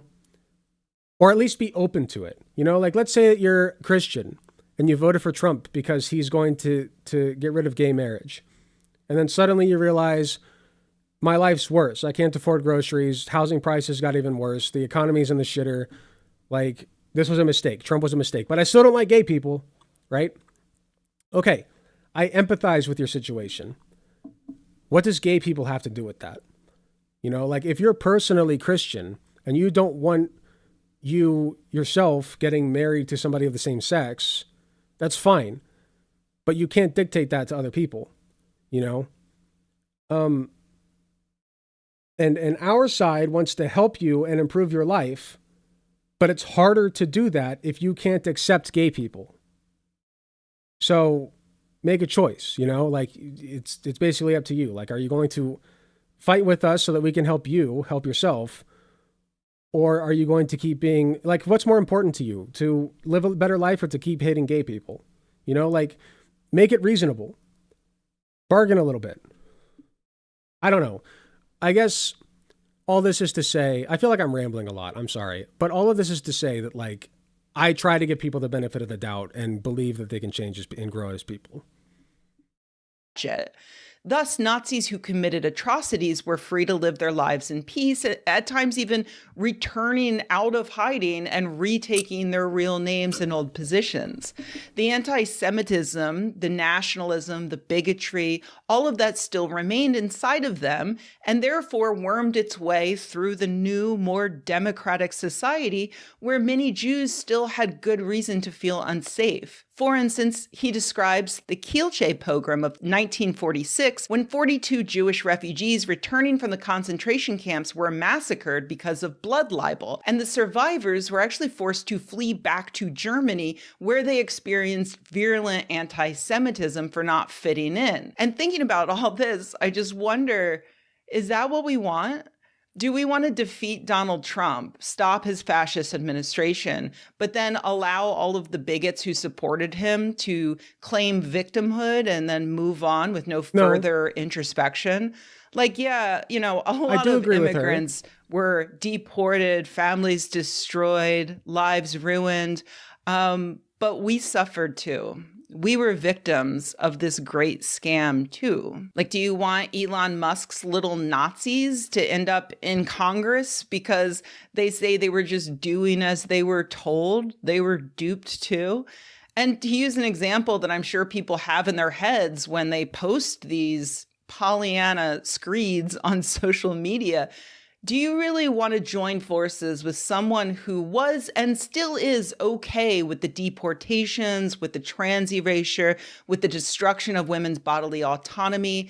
But they now agree that Donald Trump is bad because the price of eggs didn't come down. No, but again, that's your entry point. So my question to you is, are you making good use of that entry point? You know? Are you saying, hey, maybe we have a point? Did you see that one of Elon's little Discord kids was involved in a cybercrime network? I did not. I don't know. I agree with most of what she's saying. I think she has some great points, but I do worry that we're setting up too many barriers to entry. You know, I don't want to hardline. I don't want to. I fear that we are at risk of sectioning ourselves off from a very useful demographic of people who are realizing the consequences of their actions and are primed for change. Okay? They're primed for it. Now is the time to take advantage of that. And if we can pull them over, starting with, hey, let's lower your egg prices. Look, Donald Trump didn't do it. We will. Well, maybe they find lowering egg prices more important than making gay marriage illegal. You know, we don't have to compromise on our values. We just have to give them good things, offer good things to them so that they vote for our side. You know what I mean? Because I don't. We don't even have to be their friends. I don't want to be that person's ally. This isn't about ideological purity. You know, I can agree to disagree with someone on whether or not we should build more high-speed rail or how much to tax the 1% or whether property tax should be tied to inflation. But not about the right. I agree with that also, Zumi dear. Like, she's kind of conflating two different ideas. We're not talking about taking people who are running for office and pulling them over to our side. We're talking about taking the average voter and pulling them over. The average voter, if they care more about egg prices than they do about making gay marriage illegal, which they will if egg prices don't fucking go down soon, they're kind of going to be forced to, over to that side, right? As long as they vote for my politician who will both reduce egg prices and keep gay marriage legal, I don't give a fuck. Frankly, yeah, pull them over. People to exist. As long as they vote for our representatives. Not about whether someone should be thrown in a camp for people with mental illnesses. Not about that real Nazi shit. I'll mention that Yonner doesn't actually seem to agree with me on this. In Aftermath, he argues that allowing Nazis and Nazi sympathizers to fade back into society was a necessary prerequisite to Germany being rebuilt as a democracy, a paradox that a New York Times reviewer labeled infuriating yet hard to dismiss. I'll admit, I'm no professional historian. I'm just a girl who accidentally picks up and reads way too much stuff about the Nazis. But I do have to wonder if we can dismiss that, if it was, in fact, a necessary prerequisite to moving on. It's honestly, you know, it's an open question to me when so many people are aligned on. The way that you handle that is just I mean, Germany did, for the most part, in my limited knowledge of post-Nazi Germany, for the most part, I think they did a decent job of denazifying, right? Like they made it illegal to call yourself a Nazi, to hold certain Nazi ideals, to, you know, like they were very harsh on hate groups that formed after the Nazis disintegrated. I obviously haven't studied as much as she has, but I think those are all good things to do. Make it undesirable to be a Nazi in public life, right? I agree with that. But where was I going with this? I don't know.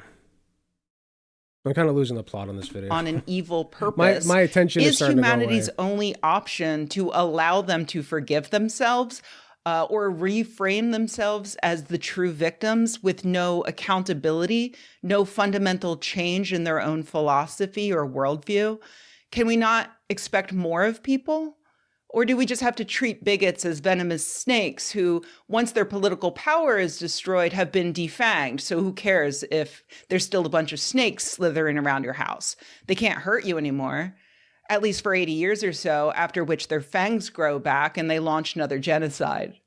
Sorry, that metaphor was cruel to snakes. Metaphor, yeah. Some species can grow back their teeth, but as far as I know, no species do genocides like the Nazis. Even if that book is right, that the general amnesty for the Nazis was necessary to rebuild. Here's what I think. There are some people, like, let's say Nazis, right, that whose minds you will just simply never change, right? Force them to shut the fuck up and not spread their ideas anymore, and educate the new generation that shit's not going to fly. You know? Be harsh about it. And then that way, in 80 years, you won't have another upcropping of Nazis because they'll all be dead. You know, like robust public education, social programs, all that kind of shit, right? I think as far as... Cat? Is there a cat in the background? God, I'm losing my mind right now. I'm sorry. I'm going to let her keep talking. German democracy. I'd rather try something new. I don't know if I'm going to upload this for the new Nazis. Honestly, I don't think that a substantial number of Trump voters are going to switch sides and make a difference in the current fight right now. That fight is being led by progressives and our remaining bureaucrats, lawyers, and judges who still have spines. I don't think we're going to push this movement over the edge this year because some doofus on TikTok just noticed that a check they get every month comes from the government and it isn't showing up anymore.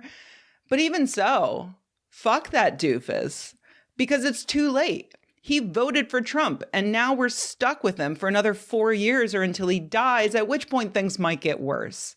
And when it comes to the next election, that doofus is going to fall for the same scam again. Some politician... Yes, he will if you don't seize the opportunity now.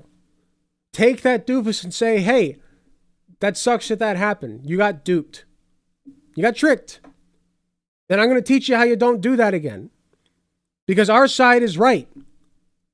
We're right about all of it. The conservatives were wrong about all of it. Okay?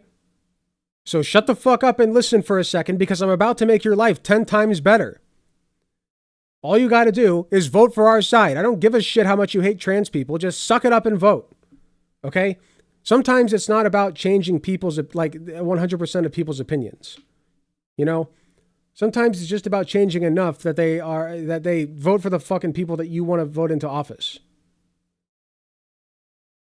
You know? And I understand, okay? I'm not against ridiculing them a little bit.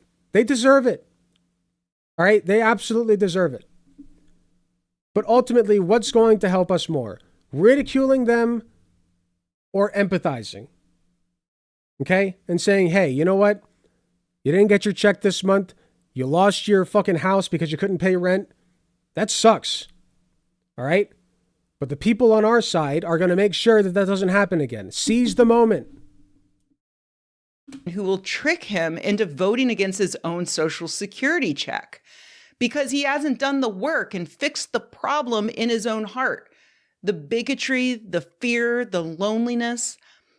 being warmly welcomed into the never Trump camp isn't going to fix that. He has to do it. As a society, yeah, we can help that. You know, we can prioritize teaching better critical thinking skills to kids at an earlier age.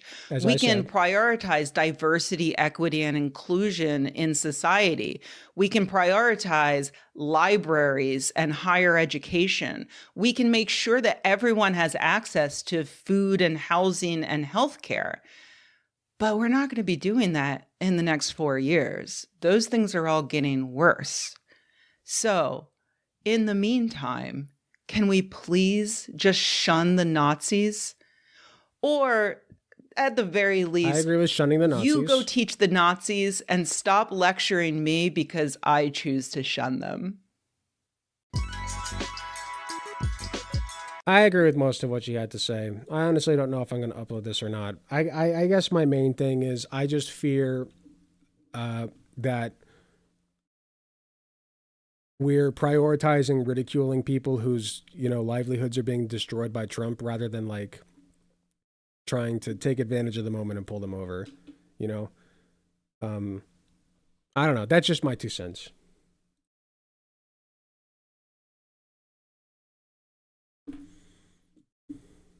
That's kind of a dull video, I'm not going to lie.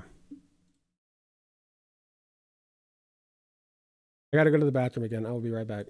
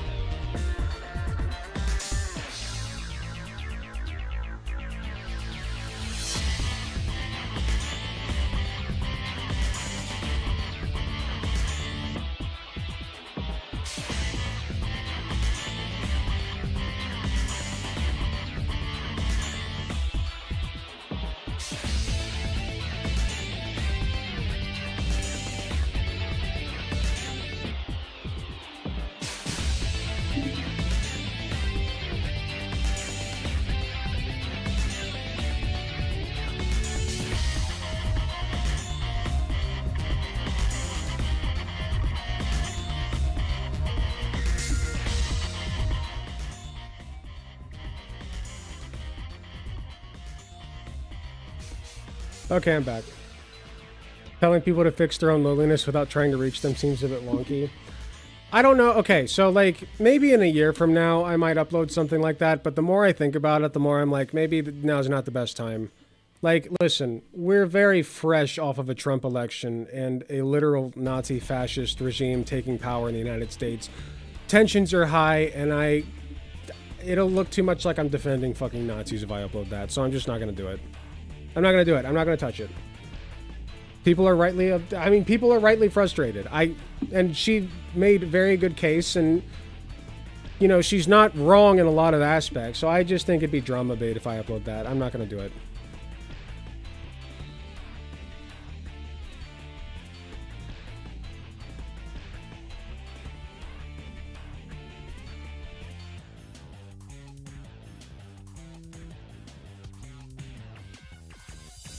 Just not the move right now.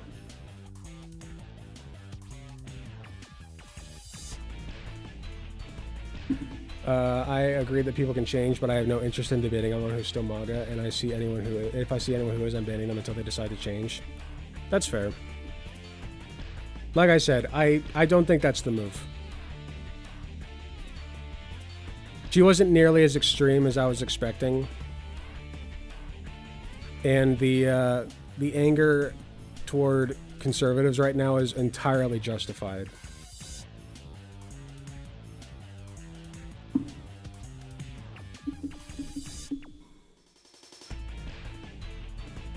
Okay. We're going to talk about how you guys can cure your own depression. You ready?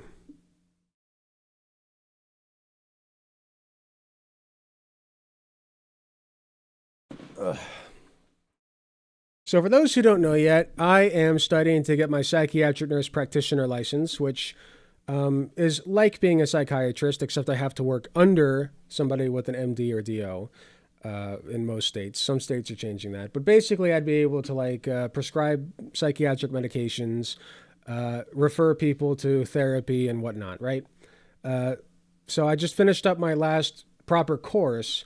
I have a couple clinicals I got to do, and then I have to write a capstone, take my exam, and then boom, I am a licensed psychiatric nurse practitioner, which would be pretty dope. I think that's pretty cool that I can do that.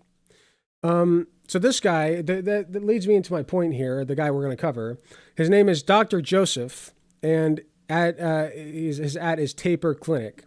We're going to read a little bit about him. Dr. Joseph is a board-certified psychiatrist, former FDA medical officer, and owner of the world's largest psychiatric drug tapering program. In this channel, we provide guidance to help people safely stop psychiatric medications and recover from side effects. Wow, he has a disclaimer. All content on this channel is for educational purposes only and not intended as specific or personal medical advice. Watching the videos or getting answers and comments does not establish a doctor-patient relationship. Well, it's a good thing that he put that disclaimer, because that means now that people aren't going to watch these videos and take medical advice from them, of course. Okay. So, just scrolling through, he's got a few interesting videos that stick out to me. Matt Walsh slams ADHD over medication. The fact that he's agreeing with Matt Walsh apparently is a red flag to me. SSRIs, is RFK Jr. correct? SSRIs cause violence. I can't say for certain whether he's agreeing with that video or not. One video that stuck out to me, though, that I'd like to cover is, can you cure your own depression? With a thumbnail saying, apparently, yes, you can. And this is news to me as somebody who's studied depression, as somebody who is under the impression that depression is a mental illness that you sometimes just have to treat with medication. You know, you can treat your own depression with other things like exercise, like getting outside more, being more social, engaging in leisurely activities. You know, there are things that can help with your depression, but often a problem with depression is you can't initiate activities to begin with. So you're caught in this vicious cycle of, my depression's bad, so I can't go outside. And since I can't go outside, my depression gets worse. So it's even harder for me to go outside, et cetera, et cetera. That's where medication comes in. Things like SSRIs. And we don't fully understand how SSRIs work just yet. The human brain is complicated, and the most difficult organ to understand, the most poorly understood organ in the entire body, right? But SSRIs are still a fundamental part of psychiatric care, and somebody's not curing, but assisting somebody in their depressive episodes. I know it's not depression, but my fiance Katie has anxiety and takes medication for that. So sometimes there's just no way around it. Okay. But I'd like to see what he has to say and what kind of evidence he can provide as to why you can actually cure your own depression. Today we're going to be cutting through the noise, and I'm going to tell you exactly what you can do to reduce your risk of depression. No, that's not what the title says, man. You're already misleading people. Reduce your risk. This is about curing depression, not reducing your risk. I'm Which Dr. is it? Joseph Witt-Doering. I'm a board-certified psychiatrist with 10 years of experience. So, I feel like we're constantly hearing conflicting ideas about depression from doctors, friends, family. Is it genetic? Is it a serotonin imbalance? Is it even real? And invariably, when you go and see your doctor, for Well, it is so real. many people, it seems like the only thing they're interested in talking to you about is your medication, whether you want to take one or whether you want to go up on a dose. And they're not really focused on understanding why you are depressed. In fact, I think there is a point to be made here. I think that oftentimes doctors will just throw pills at you and not really consider the factors around your depression and other things that you can do to help mitigate it. I think that nurse practitioners in general tend to do a better job of holistic care in that regard. Depression can often be helped by therapy, by, like I said, exercise can help reduce symptoms, stuff like that. But again, this is an issue, in my opinion. If you want my real opinion, guess what I'm going to say? This is a problem with capitalism, right? Like these depression medication companies shill their pills, which do work.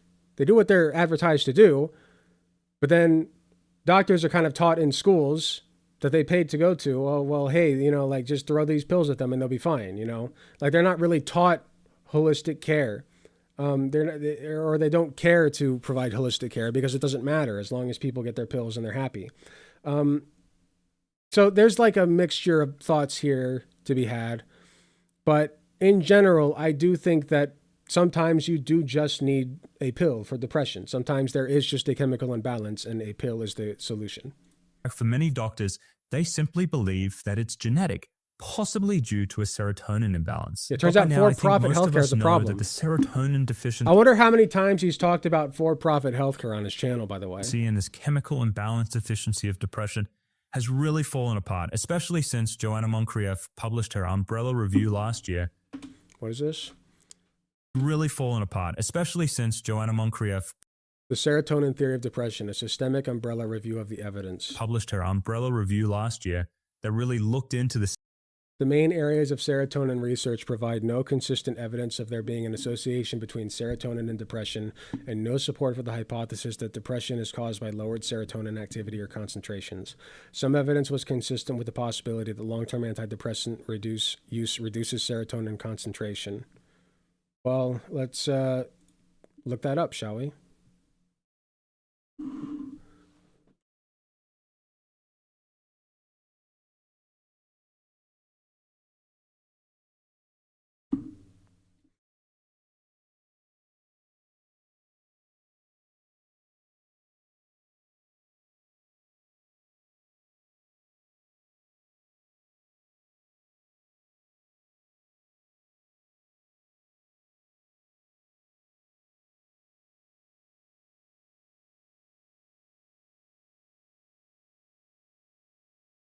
Okay, so this is the original study here.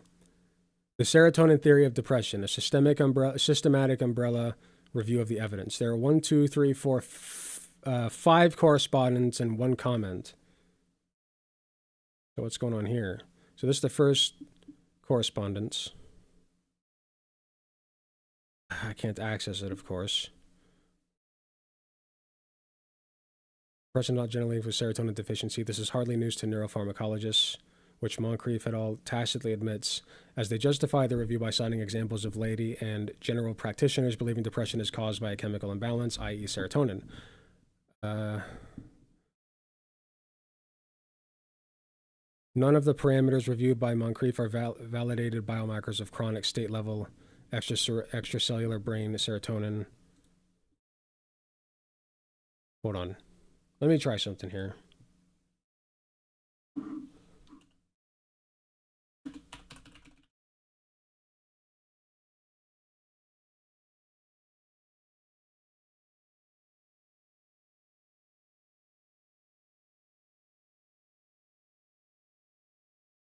Here we go. This is by a variety of, look at all these people who are involved in this paper here. A leaky umbrella has little value. Evidence clearly indicates the serotonin system is implicated in depression. Abstract. A recent umbrella review examined various biomarkers relating to the serotonin system and concluded there was no consistent evidence implicating serotonin in the pathophysiology of depression.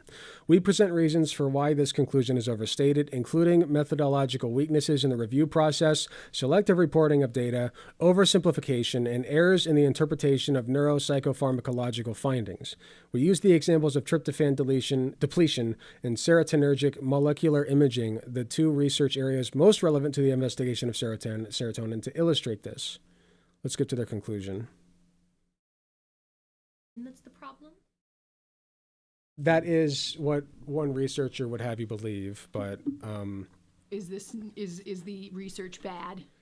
well, this guy is basically saying you can cure your own depression. Oh, yeah. If that were the case, I would have figured out how to do that many years ago. Yeah. Many years ago. So I'm just looking at the conclusion of this that says that's not true. All right. To summarize, the methodology is inconsistent with an umbrella review with substantial bias created by the author's chosen quality criteria. Indicate a role for 5-HT in those vulnerable to or suffering from depression. I just disconnected and reconnected. Are we good? I think we're good. And that molecular imaging suggests the system is perturbed. The proven efficacy of SSRIs in a proportion of people with depression lends credibility to this position. So there you go. The paper at best is shaky. And there are a lot of researchers here. A lot of researchers here who contradict the evidence there. Serotonin theory and found that there really wasn't any evidence supporting it. And so what this means is we So don't this is really wrong, know is what how I'm saying. antidepressants This guy's work. wrong. They may be helpful because they blunt some emotions. Maybe they reduce inflammation, or maybe they have effects that we don't really understand. However, what I can tell you... I mean, we do know that SSRIs have effects that we don't fully understand. It's the brain. The brain is a very complex organ, the most complex in the body. It's a supercomputer.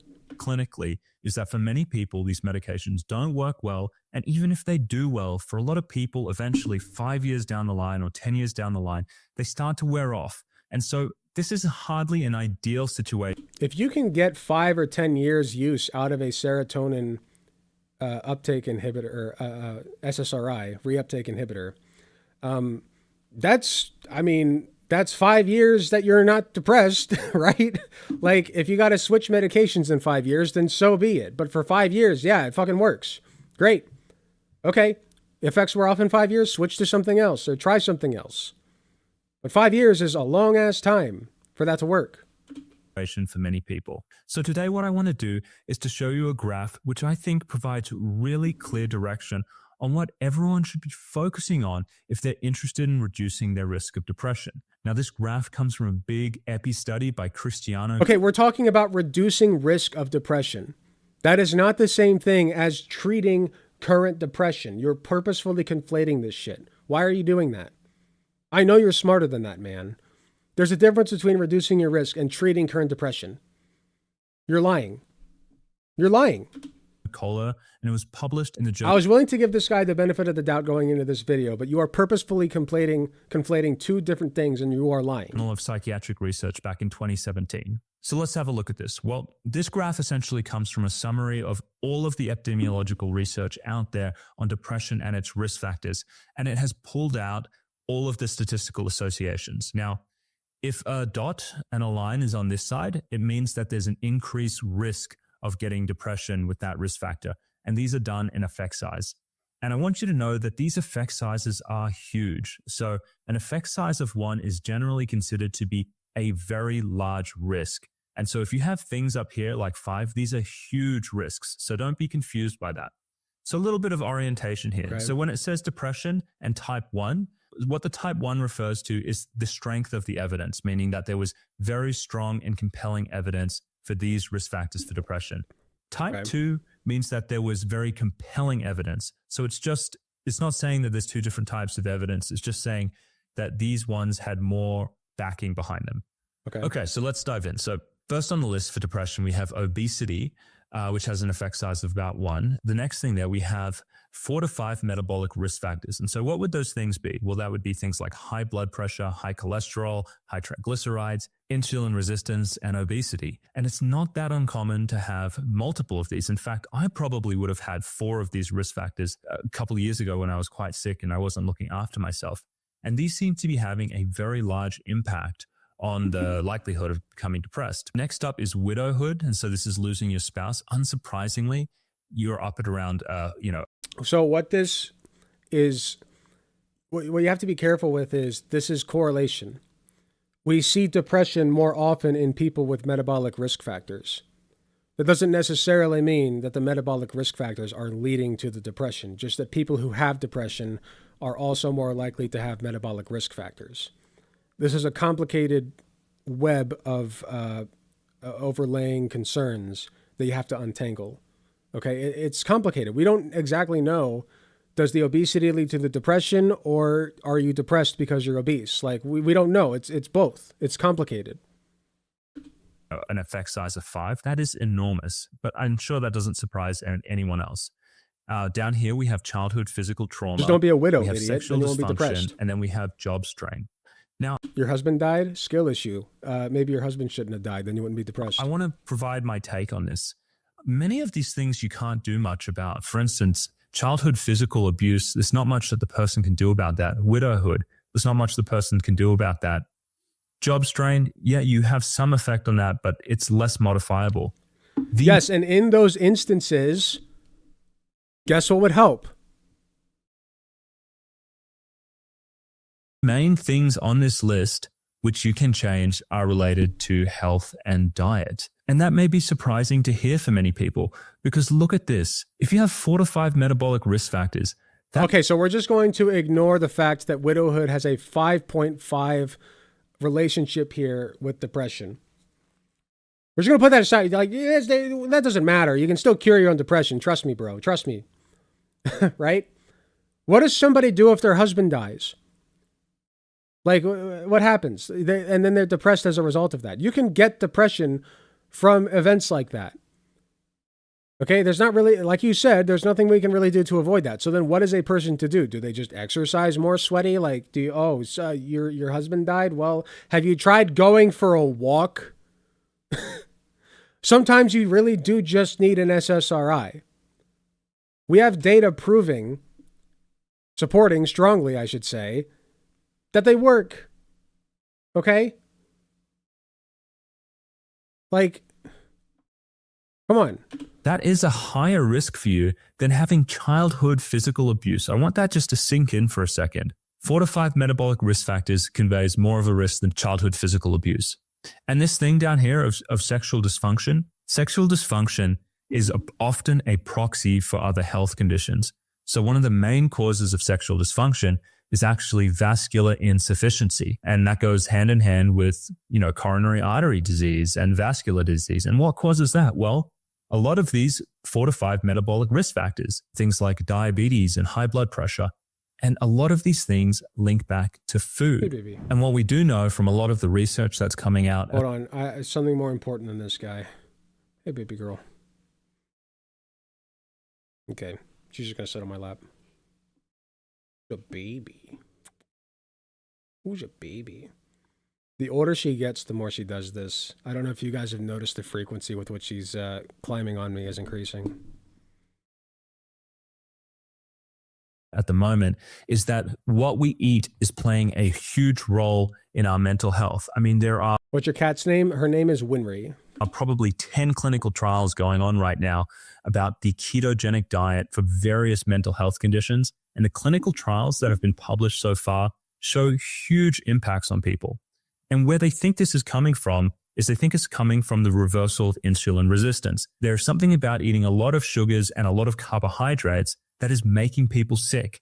It's putting them on a hormonal roller coaster where their insulin spikes and then they go hypoglycemic. They have this adrenaline response afterwards. It's also causing inflammation and it's putting a lot of oxidative stress on the body. And so what researchers in this space are finding at the moment is that if you can put people on these low carb paleo diets or ketogenic diets, or even at the extreme side, these carnivore diets, a lot of psychiatric symptoms result. Yeah, you've lost all credibility. Carnivore diets do not work. What the fuck is wrong with you? Carnivore diet? No. I don't care that you said on the more extreme side. The fact that those words came out of your mouth and you did not say the carnivore, like this is the sentence that you should be saying. The carnivore diet is dangerous and stupid. Don't do it. Don't do it. It's stupid. Not in any fucking medical textbook will you find any use for red meat beyond its capacity for iron. That's it. It gives you more iron than other types of meats. But you can supplement iron in other ways too. For the most part, you should not be fucking eating red meat, and certainly not only meat. Vegan diets, vegetarian diets, very healthy for you. Not all meat diets. That's stupid. Resolve. And wouldn't you guess it, along with the psychiatric symptoms, your blood pressure goes down, you lose weight, and your triglycerides go down. The fact that you think that your blood pressure goes... Here, let's look it up. Let's look it up. Let's see. You know what? I'll do it for my school's website. We'll get some official studies.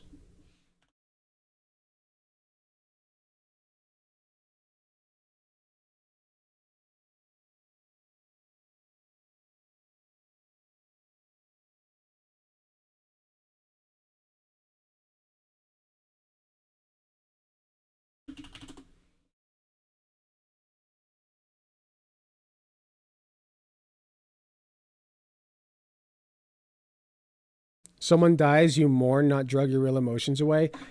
Okay, yeah, but you can have long-term depression as a result of somebody dying, and you might need an SSRI for that. If it improves your life, then what's the problem?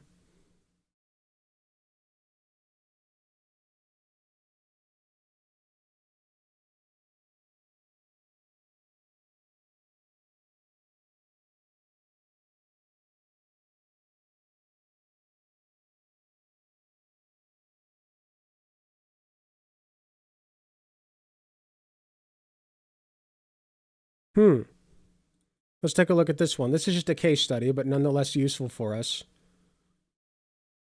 Hold on.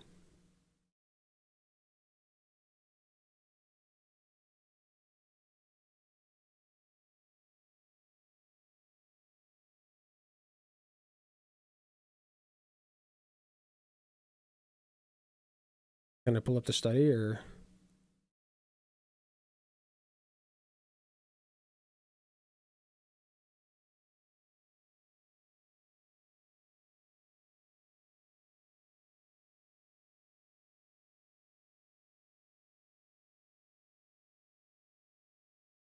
Okay, well, I'll just pull it up here. I don't think there's any revealing info on the screen, so...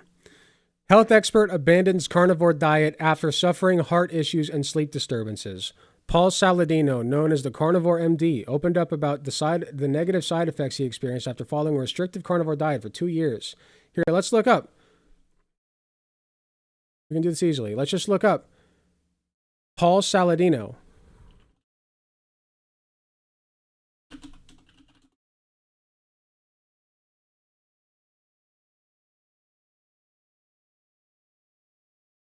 Carnivore MD says carnivore diet negatively impacted his health. Eating mostly meat gave Paul Saladino heart palpitations and a dip in testosterone. Wow. Sounds good, man. One of the leading proponents of the carnivore diet has said that he gave up the diet after experiencing, quote, persistence of unpleasant symptoms. Like, the fact that you think that you would even... The words carnivore diet should not be uttered from your mouth without absolutely ridiculing it to fucking back. All right? Sorry. Down. And so I'm going to make the case during this video triglycerides certainly do not go down. Cutting down on carbohydrates and really paying attention to what you eat could be one of the strongest treatments that you could do for avoiding depression.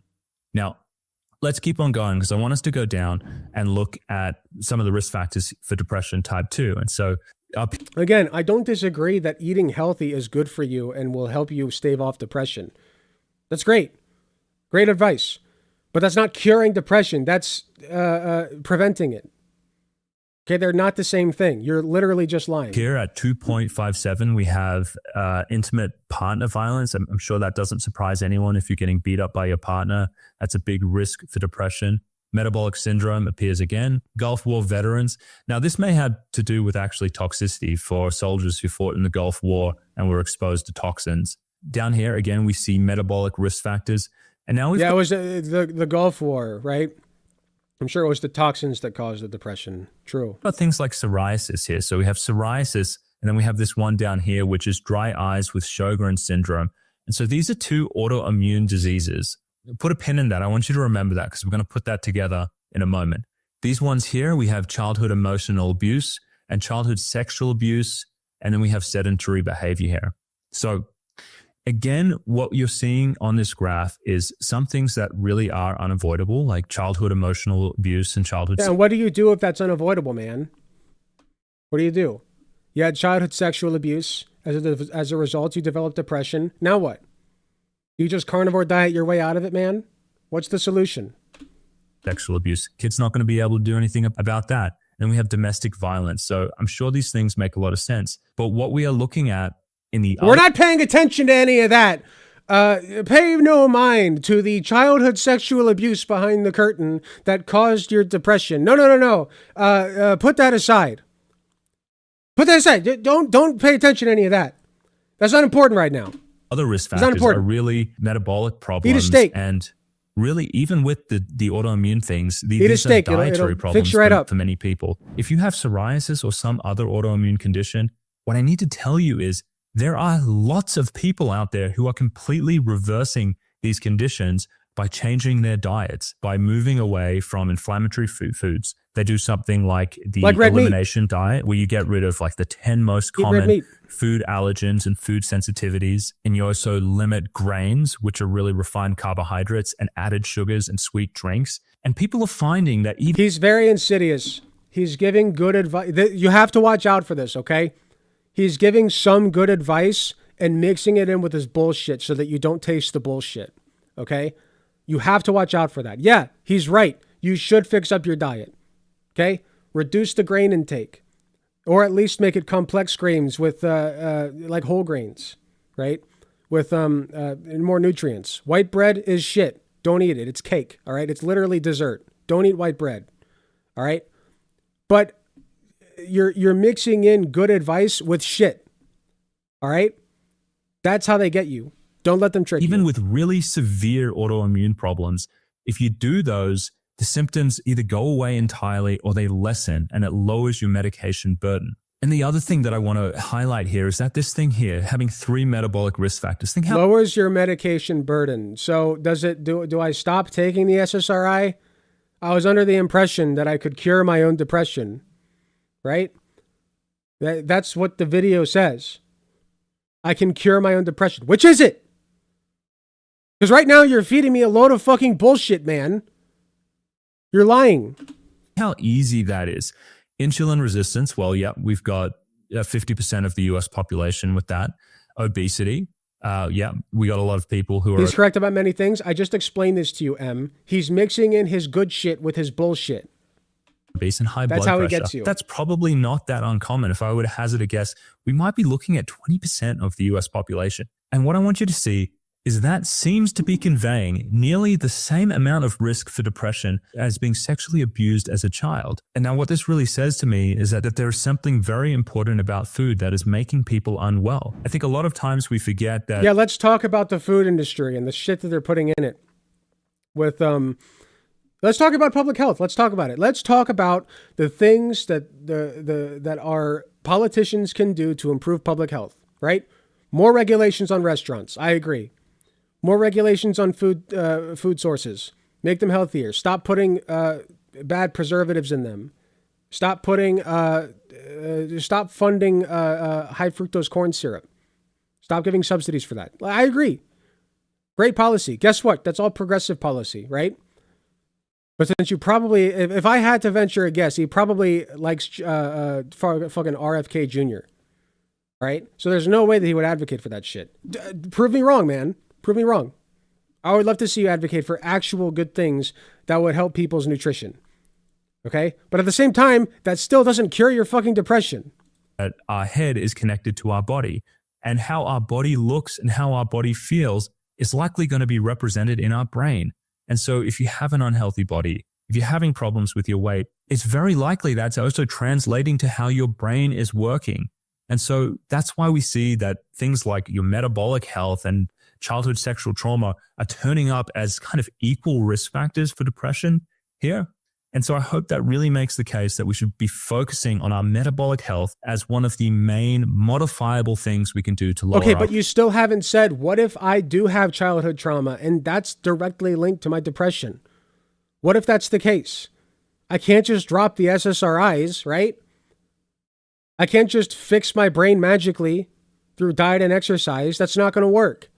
Sometimes you just have a chemical imbalance and you need SSRIs. Okay, this whole bullshit you fed us at the beginning about serotonin not being linked to depression is just that. It's bullshit. You're lying. And I think he knows he's lying, by the way. This is a grift. All right? You're too smart for this shit. You're a snake oil salesman is what you are. You got your degree, and now you can sell snake oil legally. And the people like this are going to thrive under the Trump administration. Mark my words. All right? He's going to get a lot of people hurt and a lot of people fucking killed. Unfortunately. Risk of depression. Let's go down and let's have a look at the risk factors in later life depression. So this is in older people. Well, the first one here, we've got an effect size of 1.5 for lower education level. Okay, I'd love to see this guy. The next words out of his mouth should be, that's why we need to bolster public education. Right? That's why we need to bolster public education, make it free. Make college free. I guarantee those are going to be the next words out of his mouth, right? I'll bet. Next, we have chronic disease being the largest, poor vision, and then sleep disturbance. Now, isn't that interesting that poor health and chronic disease... Oh, well, we're just going to bypass the low educational level. Pay no attention to the low educational level behind the curtain, folks. That's the not strongest risk a factor factors here. for later life depression. Again, in line with what we've been seeing, poor health and chronic disease go hand in hand with poor metabolic health. And you could also argue that poor vision will go hand in hand with poor metabolic health. So we should make vision care free, right? Free glasses and contacts. Free vision care. Free preventative mental health, right? Or preventative health care. Free preventative health care, right? No? Oh, sorry. That's communism. We can't do that, right? Right, man? Because it's highly correlated with vascular disease. And so if you're interested in reducing your risk of depression later on in life, you really need to focus on healthy eating and healthy diet habits. So there you have it. That is my rundown on the risk factors of depression, including the number one modifiable area that you can work on today, which I truly believe is a diet. If you are interested in learning more about dietary interventions for mental health, you can check out this video over here that goes into the... Oh, you're depressed because your father abused you when you were young? Just diet, sweaty. Just diet. You don't need SSRIs. That's toxic for you. That's bad for your brain. But diet. Just diet. What are you doing, man? What a fucking sham of a goddamn doctor. You should be ashamed to call yourself a healthcare professional. Disgusting piece of shit. The scientific rationale behind it, or you can check out this video with Georgia Ede, who is the Harvard psychiatrist who is running some of the most interesting research on ketogenic diets for mental health. Also, we have a playlist for dietary guidance for mental health on our YouTube channel where you can go to... Oh, God. Just absolutely disgusting. Like, no care given at all to extraneous factors that can lead to depression, systems we can fix. And you could, to give him the benefit of the doubt, as much as I absolutely can, you could say, well, he's just telling you things that you personally can fix, right? That's like the best that you could say about him, is that he is just telling you things that are within your control right now that you can fix. And you might even be right. It's not bad to fix your diet, okay? You should, and I plan to soon, okay? But that's not the only factor here. And he's trying to make it out as though it is, okay? This is a very poorly done video on medical advice for depression. He's trying to discredit SSRIs which all the research indicates that SSRIs do help people with depression function better. And he's trying to say, and he also called the video, "Can you cure your own depression?" with the thumbnail saying yes. And then the entire video, he's not saying, he never once said, you can cure depression by doing X. The entire video was about depression prevention. Prevention. He's lying. This is a dishonest piece of shit video. Okay? I don't care how smart he sounds. I don't care how nice he sounds. He is a snake oil salesman. Okay? This is all bullshit. If you have depression, please, for the love of God, if you need medication, take it. Like, this will get people killed. This is dangerous. And that's not an exaggeration.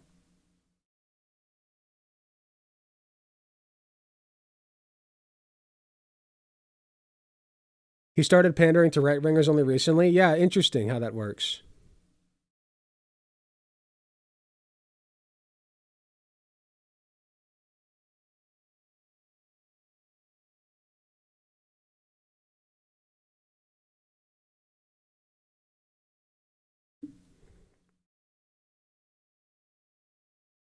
I'm going to start using my powers for good. Debunking this bullshit.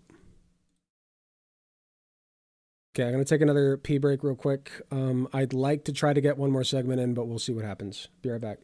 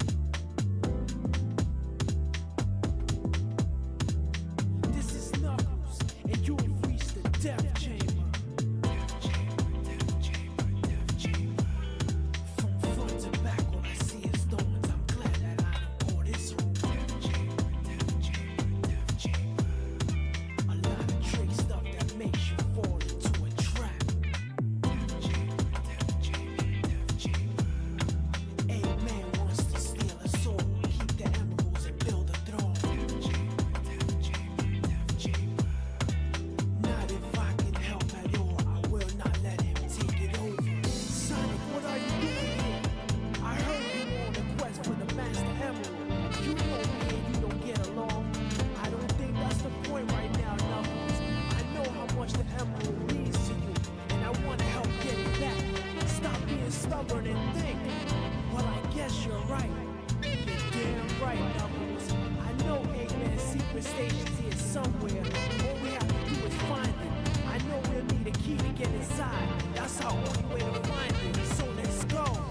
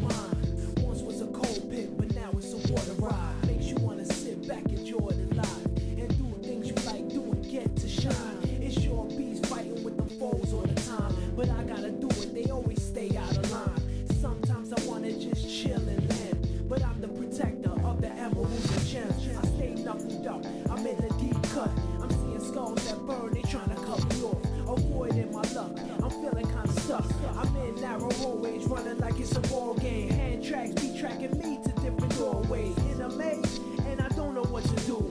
Guaranteed though, I'ma find the emeralds. Don't call me Knuckles for nothing, I get loose. Sure bees fighting with them foes all the time, but I gotta do it, they always stay out of line. Sometimes I wanna just chill and land, but I'm the protector of the emeralds and gems. Stay knuckled up in a deep cut. I'm seeing skulls that burn, they tryna throw me off. Avoiding my luck, I'm feeling kinda stuck.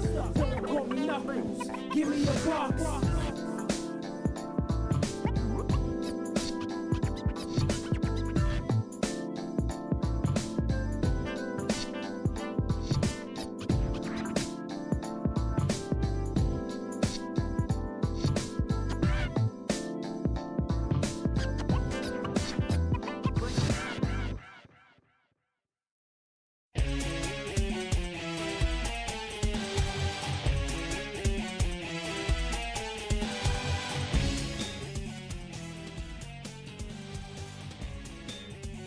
Okay, I apologize for doing this. I am back, but I am going to end now a little bit earlier than I would like because my loving wife would like to celebrate the end of my class by getting some ice cream, and how can I say no to that? So, let me see who's live. I'll just drop you guys off on Bosch. Even though he's probably going to end soon. Well, he probably actually just started.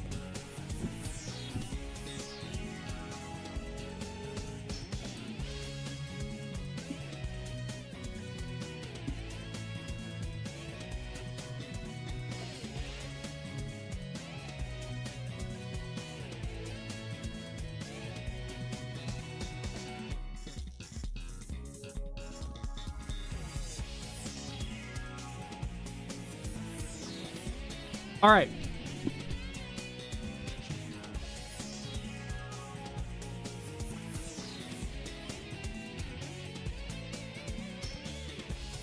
What is going on with Cynthia? What is this?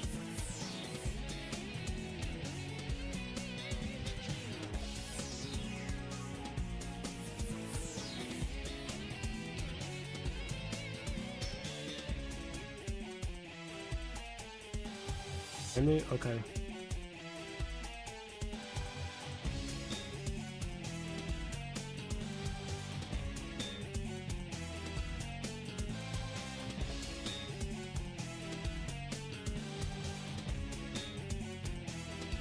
Man. All right.